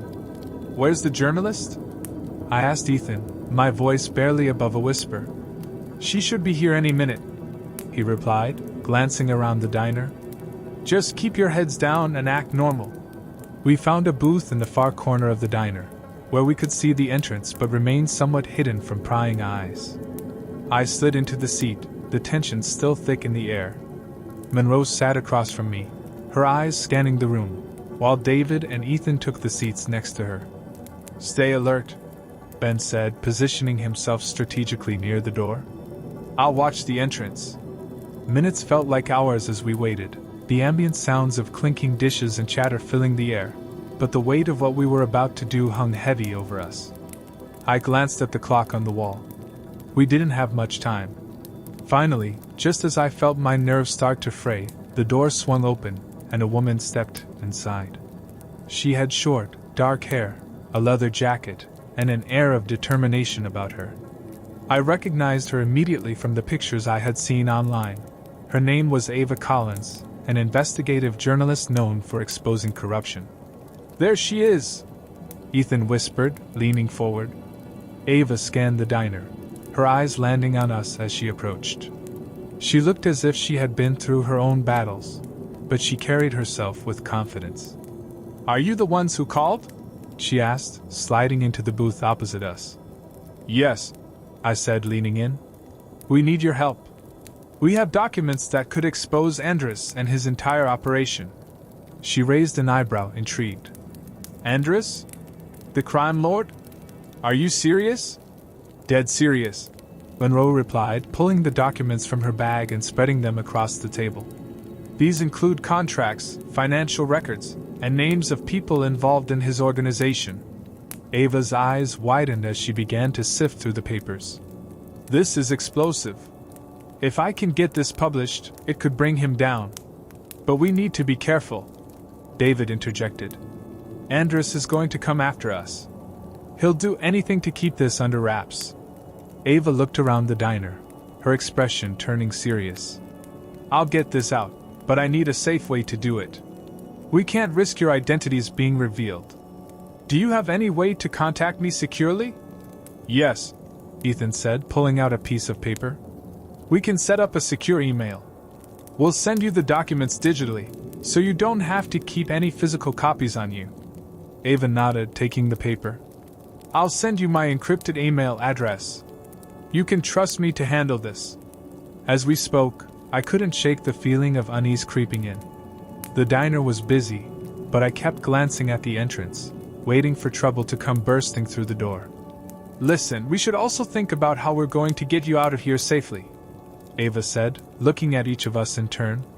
Andres has eyes everywhere, and he'll be looking for you. Just then, the bell above the door chimed, and I froze. A group of men entered, their expressions hard and predatory. They scanned the diner, and I could see the glint of recognition flash in their eyes as they spotted us in the booth. Oh no, I whispered, panic rising in my chest. They're here.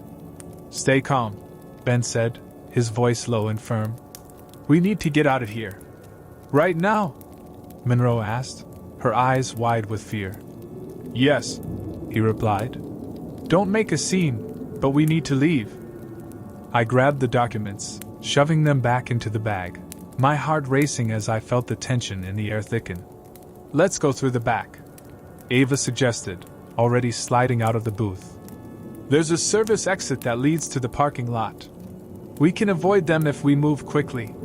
We followed Ava as she led the way, slipping through the narrow hallway that ran behind the kitchen. The sounds of the diner faded into the background as we hurried toward the exit. I could hear voices from the main dining area, and I knew we were running out of time. As we reached the back door, I pushed it open slowly, peeking out to ensure the coast was clear. The parking lot was empty, but I could still hear the laughter and chatter of the patrons inside. Go, go! Ben urged, stepping through the door first. We filed up behind him, my heart pounding in my chest as we moved toward Ben's car parked at the edge of the lot. Just as we reached it, I heard the unmistakable sound of shouting coming from inside the diner. They've spotted us! Monroe cried, her eyes wide with fear. Hurry! We piled into the car, and Ben revved the engine, his eyes darting around the parking lot for any sign of trouble. I could hear footsteps approaching, and I knew we had to move fast. Go! Now! I shouted. Ben slammed on the gas, and the car shot forward just as the door to the diner burst open. I glanced back to see the men from earlier sprinting after us, but we were already gaining distance. Take the back roads! Ava shouted, her voice urgent. We need to get out of sight! Ben nodded, turning sharply down a narrow side street that led into the woods. The trees closed in around us, providing a sense of cover as we navigated the twists and turns. I could feel the adrenaline pumping through my veins, a mixture of fear and exhilaration at having escaped, at least for now. Where are we headed? Monroe asked, gripping the seat tightly. To a safe house I know of, Ben replied, his eyes focused on the road ahead. It's off the grid, and it'll give us a chance to regroup and figure out our next steps. As we drove deeper into the woods, I could feel the tension slowly starting to lift, but I knew we couldn't let our guard down. Andres would be relentless, and we needed to be ready for whatever came next. Finally, after what felt like an eternity of driving, Ben pulled up to a small cabin hidden among the trees. It was rustic but sturdy, surrounded by tall pines that offered a natural barrier from prying eyes. We're here, Ben said, shutting off the engine. Everyone out. We piled out of the car, the fresh air filling my lungs as I took a moment to gather my thoughts. What now? I asked, glancing at the others. We need to lay low for a bit, Ava said, her expression serious. I'll start drafting a piece based on what you provided. We need to act fast, but we can't rush into anything without a plan. I'll make sure we're secure here, Ben said, moving toward the cabin's entrance. I have supplies inside, and I'll set up some defenses. As we followed him inside, I felt a wave of relief wash over me. This place felt safe, at least for now. The interior was cozy, with a fireplace and a small kitchen. Ben began unloading supplies while we took a moment to catch our breath. "I can't believe we made it out of that diner," I said, shaking my head in disbelief. "Don't get too comfortable yet," David warned, his expression serious. "We need to stay alert. Andres won't give up easily." Ava nodded, her eyes determined. "I'll get to work on the article right away. If we can get this out to the public, it could turn the tide in our favor." As she settled at the small table, I felt a flicker of hope. We were one step closer to bringing Andres down, but I also knew we needed to be ready for the storm that was coming. "Let's take shifts keeping watch," Ben suggested. "I'll take the first one. You guys should get some rest while you can." I agreed, exhaustion settling in my bones, but my mind was racing with everything that had happened. I had been through so much in such a short time, and now, I finally felt like we had a chance to fight back. As night descended outside, we gathered around the table, going over the documents once more, discussing our next steps. But beneath the surface, I could feel the tension simmering. We were all acutely aware that our reprieve was temporary, that danger lurked just beyond the trees. After a few hours, Monroe and David retired to one of the small bedrooms while I stayed behind with Ava, who was busily typing away on her laptop. "Do you really think this will work?" I asked, glancing at her. Ava paused, her fingers hovering above the keyboard. "It has to. We need the public to see what Andres is capable of. He can't operate in the shadows forever. What if he finds out about us?" I pressed, anxiety creeping in again. "That's why we have to be smart," she said firmly. "We have the element of surprise on our side. Andres won't expect us to fight back." As the hours passed, I felt the weight of sleep tugging at me, but I pushed it aside. There was too much at stake. I had come too far to let my guard down now. Suddenly, the sound of a twig snapping outside jolted me upright. My heart raced as I exchanged a glance with Ava. "Did you hear that?" I whispered, my voice low. She nodded, her expression serious. "I'll go check it out." "No, wait," I said, grabbing her arm. "Let Ben handle it. He's the one with experience." Just then, the door creaked open, and Ben stepped inside, a grim look on his face. "We've got company," he said, his voice low and urgent. I spotted headlights in the distance. "They're not far away." Panic surged through me as I exchanged glances with Ava. "How many?" I asked, my heart racing. "Couldn't tell from where I was, but it looked like at least 2 vehicles," Ben replied, moving quickly to the window to peer outside. "And they're coming this way. We need to get ready to defend ourselves." "Do you think it's Andres's men?" I asked, trying to keep my voice steady. "Most likely," Ben said, glancing at us.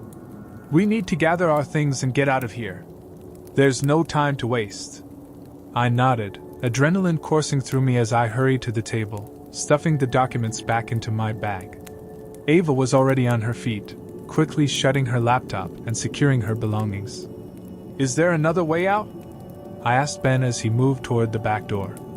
"There's a side entrance, but we'll have to be quick," he said, already making his way toward the exit. "Everyone stay close and be quiet. We don't want them to know we're here until we have to." As we followed Ben outside, the night air was cool against my skin, and the sounds of the forest filled the silence.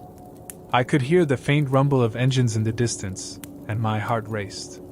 "Stay low," Ben whispered, leading us around the side of the cabin. We crouched behind some bushes, our breaths coming out in soft puffs of mist. I felt the weight of the bag in my hand, the documents inside representing our only chance to take Andres down. The headlights of the approaching vehicles cut through the darkness, illuminating the trees around us. My heart pounded in my chest as I peered around the bushes to get a better look. 2 SUVs pulled into the clearing, their engines roaring to a stop. "Get ready," Ben warned, his voice tense. "They're going to come looking for us." As the doors swung open, I could see the silhouettes of men stepping out, their movements purposeful and aggressive. They were here for us, and I could feel the fear threatening to consume me. But I forced myself to focus. We couldn't let fear dictate our actions. "No," Ben said, leading us deeper into the woods as the men began moving toward the cabin. We slipped silently through the underbrush, trying to keep our footsteps light. The sounds of their voices carried through the trees as they searched for us.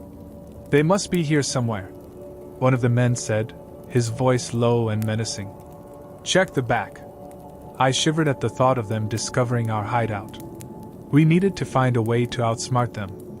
"Follow me," Ben whispered urgently, leading us further into the woods. I could hear the crunch of leaves underfoot as we moved, and I struggled to suppress the rising panic. "Where are we going?" Monroe asked, her voice barely above a whisper. "There's an old hunting shack a little further up the trail," Ben replied. "We can hide there until they leave." We pressed on, the darkness closing in around us as we moved away from the cabin and deeper into the woods. The trees towered above us, their branches blocking out the moonlight, and I felt the weight of the world on my shoulders. Finally, after what felt like an eternity, we arrived at the old hunting shack. It was a small, dilapidated structure, but it would provide us with a temporary refuge. Ben quickly opened the door and ushered us inside. "Everyone in," he said, shutting the door behind us. The interior was dark and musty, with only a few beams of light seeping through the cracks in the walls. We huddled together, breathing heavily. "We can't stay here long," Ben said, his voice urgent. "We need to find a way to get back to safety, and fast." "What about the documents?" I asked, feeling the weight of them in my bag. "We can't let Andres get his hands on them. They'll have to stay with us until we figure out a plan," Ben replied, looking at each of us with intensity. "We need to find a way to get the information out and then figure out our next move." As we waited in the dim light of the shack, I felt the weight of our situation pressing down on me. I could hear the distant voices of Andres's men growing fainter, but I knew they wouldn't stop searching. "Do you think they'll find the cabin?" Monroe asked, her voice shaky. "It's possible," Ben admitted. "But we'll be ready. We have to stay quiet and listen. If they get too close, we'll make a run for it." The tension hung in the air as we settled into a cautious silence. Time seemed to stretch endlessly as we waited, our hearts racing with anxiety. I could feel the cold sweat on my brow and the pounding of my heart echoing in my ears. Suddenly, the sound of footsteps grew closer, accompanied by low voices. I held my breath, straining to hear what they were saying. "They must be around here somewhere," one of the men said, his voice dripping with impatience. "We need to find them before Andres gets here." I glanced at Ben, who was listening intently, his expression tense. "We can't let them get any closer," he whispered. A heavy silence enveloped the shack as we all strained to hear. I felt a mix of fear and determination surging within me. We had come too far to let Andres and his men win now. "Let's go out the back," I suggested, feeling a spark of courage. "We can slip away while they're still searching the front." "It's risky," Ben replied, his brow furrowed. "But it might be our only chance." "Then let's do it," Monroe said, her voice steady. "We have to try." Ben nodded, and we moved toward the back of the shack, careful to avoid any noise. The air outside was cool and crisp, and I could feel the adrenaline pumping through my veins as we stepped cautiously into the darkness. We crept away from the shack, moving silently through the trees, my heart racing as I listened for any sign of pursuit. The voices of Andres's men grew fainter, but I knew they wouldn't give up easily. "We need to find a vehicle," Ben said, glancing around the wooded area. "There's a road not too far from here. If we can get to it, we might find a way to escape." I nodded, my mind racing with possibilities. "What about the documents?" "We can't leave them behind," Ben said firmly. "They're our best chance at taking Andres down." We moved through the trees, our footsteps barely making a sound against the forest floor. The moonlight barely penetrated the canopy above, but I felt a surge of hope as I thought about what we were trying to accomplish. As we reached the edge of the woods, we found ourselves on a narrow dirt road. I glanced around, searching for any sign of vehicles. "I don't see anything," Monroe said, her voice tinged with frustration. "Just wait," Ben urged, scanning the road. "We have to be patient." Minutes passed, and just when I thought all hope was lost, headlights appeared in the distance. "Here comes a car!" I whispered urgently, my heart racing again. Ben stepped into the road, raising his arms in an attempt to flag the vehicle down. The car approached, slowing as it drew nearer. It was an older model pickup truck, and as it came to a stop, the driver rolled down the window, revealing a middle-aged man with a scruffy beard and a friendly face. "What's going on?" the man asked, concern etched on his features. "We need a ride," Ben said quickly. "We're in trouble, and we can't explain right now." The man's eyes widened as he took in our disheveled appearance. "Hop in," he said without hesitation. "I'll take you wherever you need to go." Relief flooded through me as we climbed into the truck, and Ben gave the driver a quick rundown of our situation as we sped away from the woods. "Just keep your heads down," the driver said, his grip firm on the steering wheel. "I don't want any trouble." As we drove, I felt a mixture of anxiety and hope. We were escaping the immediate danger, but the reality of Andres still loomed over us. I glanced back at the forest, a sense of foreboding settling in my chest. "Where to?" the driver asked, glancing at Ben. "We need to find a safe place to lay low and regroup," Ben replied. "Do you know of any nearby towns?" "There's a small one a few miles up the road," the driver said. "We can stop there." As we drove, the weight of everything we had experienced hung heavy on my shoulders. I couldn't shake the feeling that we were still being hunted, but for now, at least, we were safe. "Thank you for helping us," I said, turning to the driver. "We really appreciate it." He nodded, his eyes focused on the road. "Just doing what I can. I've seen too many people like you get hurt because of guys like Andres." As we approached the town, I felt a mix of hope and trepidation. This was our chance to regroup and figure out our next move, but the reality of our situation weighed heavily on me. We were on the run, and Andres was still out there, plotting his next move. The truck rolled into the small town, its quiet streets lined with modest homes and flickering streetlights. The driver slowed down, scanning the area before turning to us. "There's a motel up ahead. It should be a safe place to lay low for a bit." "Thanks," Ben said, his voice tense with urgency. "Just drop us off out front, and we'll take it from there." As the truck pulled up to the motel, I could feel my heart racing again. The neon sign flickered overhead, casting an eerie glow on the building. It didn't look like much, but it would have to do for now. "Good luck," the driver said, glancing back at us with a mixture of concern and curiosity. "If you need anything, don't hesitate to ask anyone in town. Most people here keep to themselves, but they'll help if they can." We climbed out of the truck, and I turned to thank him one last time. "You don't know how much this means to us." He nodded, and with one last wave, he drove away, leaving us standing in front of the motel. The air felt thick with uncertainty as we stepped inside. The lobby was small, with an old wooden counter and a few faded pictures on the walls. An elderly woman sat behind the desk, her gray hair pulled back in a bun, peering at us over her glasses. "Need a room?" she asked, her voice gravelly but kind. "Yes, please," Ben replied, stepping forward. "Just for one night." She raised an eyebrow, but quickly pulled out a key from under the counter. "Room 12. It's at the end of the hall. And keep the door locked. This isn't the safest town, especially at night." "We'll be careful," I assured her as I took the key from her.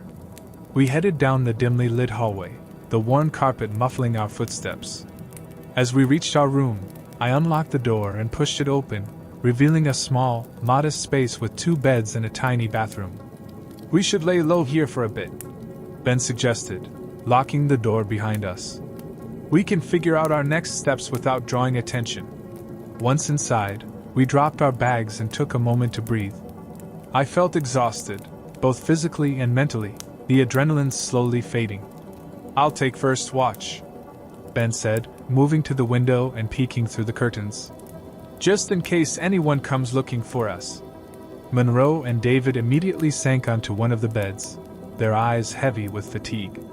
Ava set her laptop on the small table, ready to start working on the article. "Do you think we can trust that driver?" Monroe asked, her voice barely above a whisper. I hope so, I replied. But we can't let our guard down. Not yet. The minutes turned into hours as we huddled together, each of us lost in our thoughts. I could feel the weight of the documents pressing against my back, a constant reminder of what we were fighting for. Just as I began to drift off, Ben spoke up from his position by the window. I think we're clear for now. But we need to be prepared for anything. If they're looking for us, they won't give up easily. We can't stay here forever, Ava said, typing furiously on her laptop. I'll send the documents to my secure email as soon as I'm finished. But we also need a plan to expose Andrus once the article is published. Agreed, Ben said. We'll need to lay low until then, but we should also think about how to get the word out. Maybe we can contact some local news outlets or find a way to reach someone who can help us. As Ava continued typing, I felt a mix of hope and anxiety. We were one step closer to taking down Andrus, but I couldn't shake the feeling that danger was still lurking around us. Finally, after what felt like an eternity, Ava finished her article and looked up. I'm sending it now, she said, her voice steady but filled with urgency. Once this is out, it'll be harder for Andrus to control the narrative. I watched as she sent the email, a sense of relief washing over me. This was it, our chance to expose the truth. Now what? David asked, leaning forward. What's our next move? We need to stay vigilant, Ben said, his expression serious. If they're searching for us, they'll want to silence us before we can spread the information. We need to figure out our escape route. As we discussed our options, the tension in the room began to dissipate, replaced by a sense of camaraderie. We were in this together, and we would do whatever it took to bring Andrus down. Suddenly, there was a loud bang against the door, jolting us all upright. My heart raced as I exchanged terrified glances with the others. Who is it? Monroe called, trying to keep her voice steady. Open up! We know you're in there! A deep voice bellowed from the other side. Ben moved to the door, peering through the peephole. It's them, he whispered, his voice tense. Andrus's men. We need to hide, Ava said urgently, her eyes wide with fear. No time, Ben replied, glancing around the room. Get behind the beds. I'll handle this. Are you crazy? I hissed, grabbing his arm. You can't confront them alone. We don't have a choice, he said firmly, shaking off my grip. I can buy you a few seconds. Just stay quiet. Before I could protest, Ben stepped back from the door, preparing himself. I felt panic rising within me as I scrambled to hide behind one of the beds with Monroe and David. Whatever happens, don't make a sound, I whispered, my heart pounding in my chest. I could hear the men outside growing impatient, their voices angry and demanding. Open up, or we're coming in. With a deep breath, Ben moved to the door and yanked it open, his expression resolute. What do you want? He said, feigning bravado as he faced the two men standing in the doorway. Where are the others? One of them growled, his eyes narrowing as he sized Ben up. We know they're here. I don't know what you're talking about, Ben replied, trying to sound casual, but I could hear the tension in his voice. The men exchanged glances, and I held my breath, praying that Ben's act would buy us some time. Cut the crap, the other man snarled, stepping forward. We know you have information about Andrus. You're coming with us. Before I could react, the first man lunged at Ben, pushing him aside. Search the place, he shouted, as I could hear footsteps stomping into the room. Run! I hissed to Monroe and David as I scrambled out from behind the bed, my instincts kicking in. Get back! Ben shouted, but it was too late. The two men were already inside, searching the room with fierce determination. Monroe grabbed David's hand, and I felt the adrenaline pumping through my veins as I moved toward the window. We can escape out the back, I urged them, my heart racing. But just as we turned to make our escape, one of the men grabbed Ben by the collar, pulling him back. You think you can hide from us? He sneered, pushing Ben against the wall. Let him go!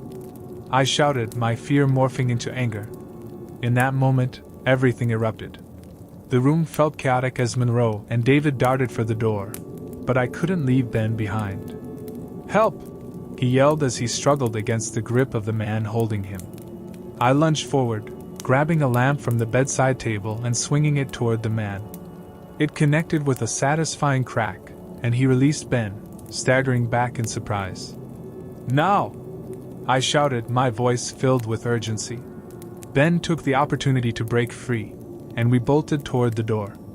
I felt the rush of adrenaline as we dashed past the stunned men, our hearts pounding in sync. We sprinted down the hallway, bursting through the lobby and out the front door.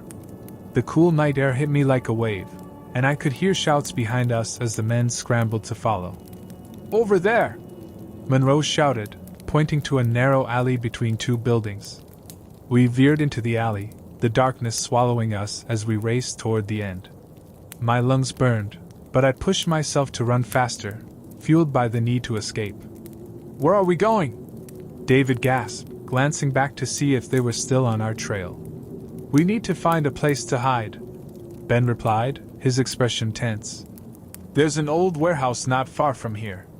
If we can get to it, we might be able to lay low until we figure out our next move." We pressed on, our footsteps echoing in the quiet night as we raced toward the warehouse.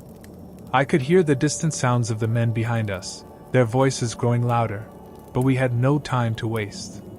Finally, we reached the warehouse, a dilapidated building covered in graffiti and shadows. I glanced over my shoulder, my heart racing as I listened for the sound of footsteps approaching. "Inside, quick!" Ben urged, pushing the heavy door open with a loud creak. We slipped inside, the darkness enveloping us as we hurried to the back of the large, empty space. The air was musty, and I could smell the remnants of stale wood and rust. "Stay quiet," Ben whispered, glancing around for any potential hiding spots. There were a few crates stacked against the walls, and he motioned for us to crouch behind them. We huddled together, trying to control our breathing as we waited, the tension thick in the air. I could hear the muffled sounds of footsteps outside, the men's voices growing closer. "Did they come this way?" one of them called, his voice echoing through the night. "I think I saw them turn into the alley," another replied. "Let's check the warehouse. They couldn't have gone far." My heart sank as I realized how close they were. I exchanged a glance with Monroe, whose eyes were wide with fear. David was trembling slightly beside her, and I could feel my own hands shaking. "They're right outside," I whispered, my voice barely audible. "Stay low and stay quiet," Ben instructed, his eyes focused intently on the door. The sound of footsteps grew louder, and then, suddenly, the door swung open, allowing a beam of light to cut through the darkness. I held my breath, praying they wouldn't see us. "Check behind those crates," one of the men said, shining a flashlight into the warehouse. "Yeah, and look in the corners," the other replied. "They can't be far." I felt a surge of panic as the beam of light swept across the room, illuminating the space in fleeting moments. My heart raced as I crouched lower, willing myself to be invisible. "They're not here," the first man grunted after scanning the area. "Let's check the back. They might have found a way out." "Yeah, hurry up," the other replied, and with that they stepped further into the warehouse. We waited in silence, the tension almost unbearable as we listened to their footsteps fade into the distance. After what felt like an eternity, I finally exhaled, feeling the tight knot of fear loosen slightly in my chest.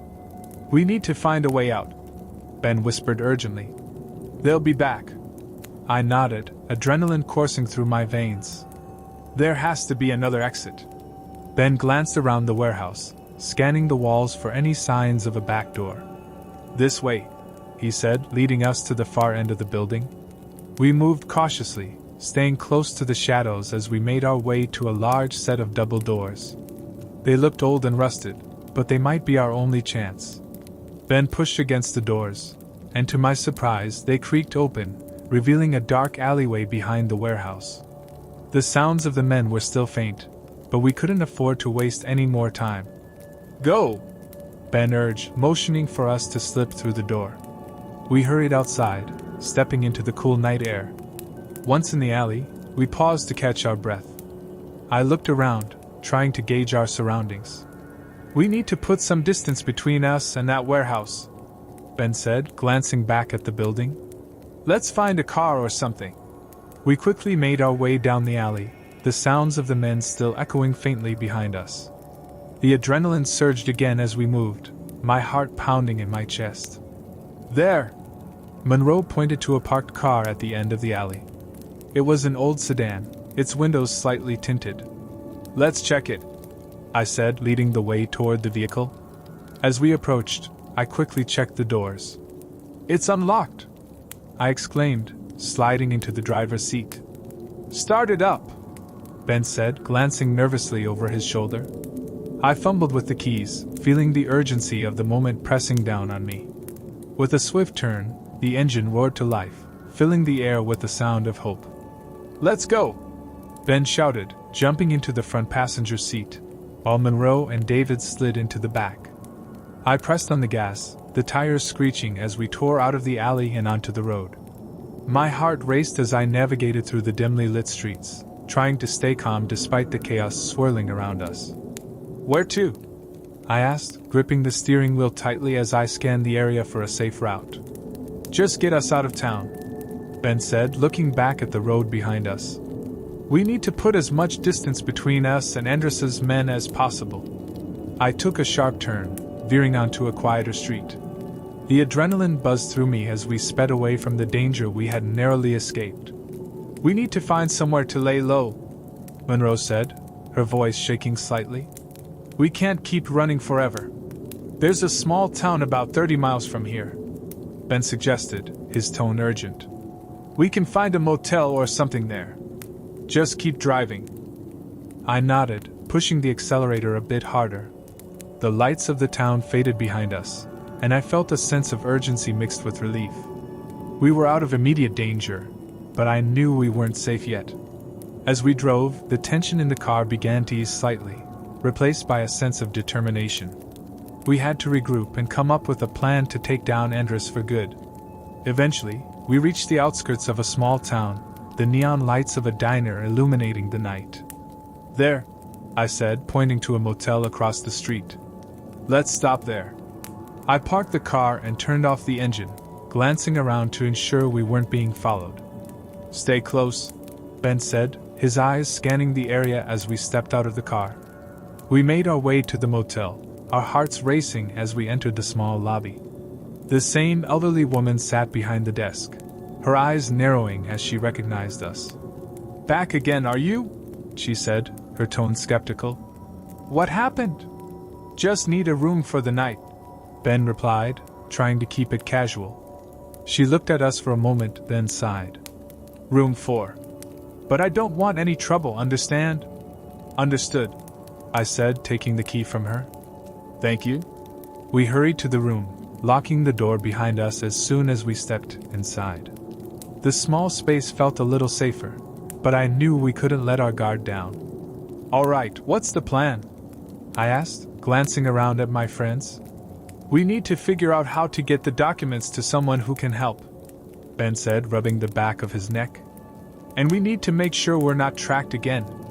I can contact some people I know," Ava said, already pulling out her laptop. "I have connections with a few local journalists who might be able to help us spread the word." "Good idea," Ben replied. "But we also need to stay off the grid for a bit. No phones or anything that can be traced back to us." I nodded, feeling the weight of the situation settling in once more. "What about the documents? We need to keep them safe until we can expose Andrus." Ben's expression turned serious. "We'll keep them with us. They're our best chance at bringing him down. But we have to act quickly before he catches up to us again." As Ava began typing furiously on her laptop, I felt a renewed sense of purpose. We were fighting against a powerful enemy, but together we had the strength to confront him. "Let's take a moment to regroup and catch our breath," I suggested, glancing at Monroe and David. "We've been through a lot." They nodded, the exhaustion evident on their faces. We sank onto the beds, allowing ourselves a brief moment of respite. "I can't believe we escaped that warehouse," Monroe said, her voice still shaky. I thought we were done for. Me too, I admitted. But we made it out. We can't lose hope. After a few minutes of silence, Ava finished her work and looked up. I've contacted the journalists I know. They're willing to help us get the story out. Good, Ben said, his expression determined. But we need to stay vigilant. Anders won't stop until he gets what he wants. I glanced at the clock on the wall, realizing how late it was. We should get some sleep. We'll need our strength for what's coming. Agreed, Ben said, his voice firm. But let's set a watch. We can't afford to let our guard down. As we settled into our respective corners of the room, I felt the weight of exhaustion pulling me under. I knew the fight wasn't over yet, but for the first time in a long while, I felt a flicker of hope. In the dim light of the motel room, we made a plan to fight back against Anders. We would expose him and take back our lives, no matter the cost. Together, we could face whatever came next.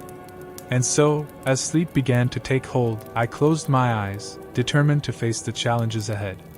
We had each other, and that made all the difference.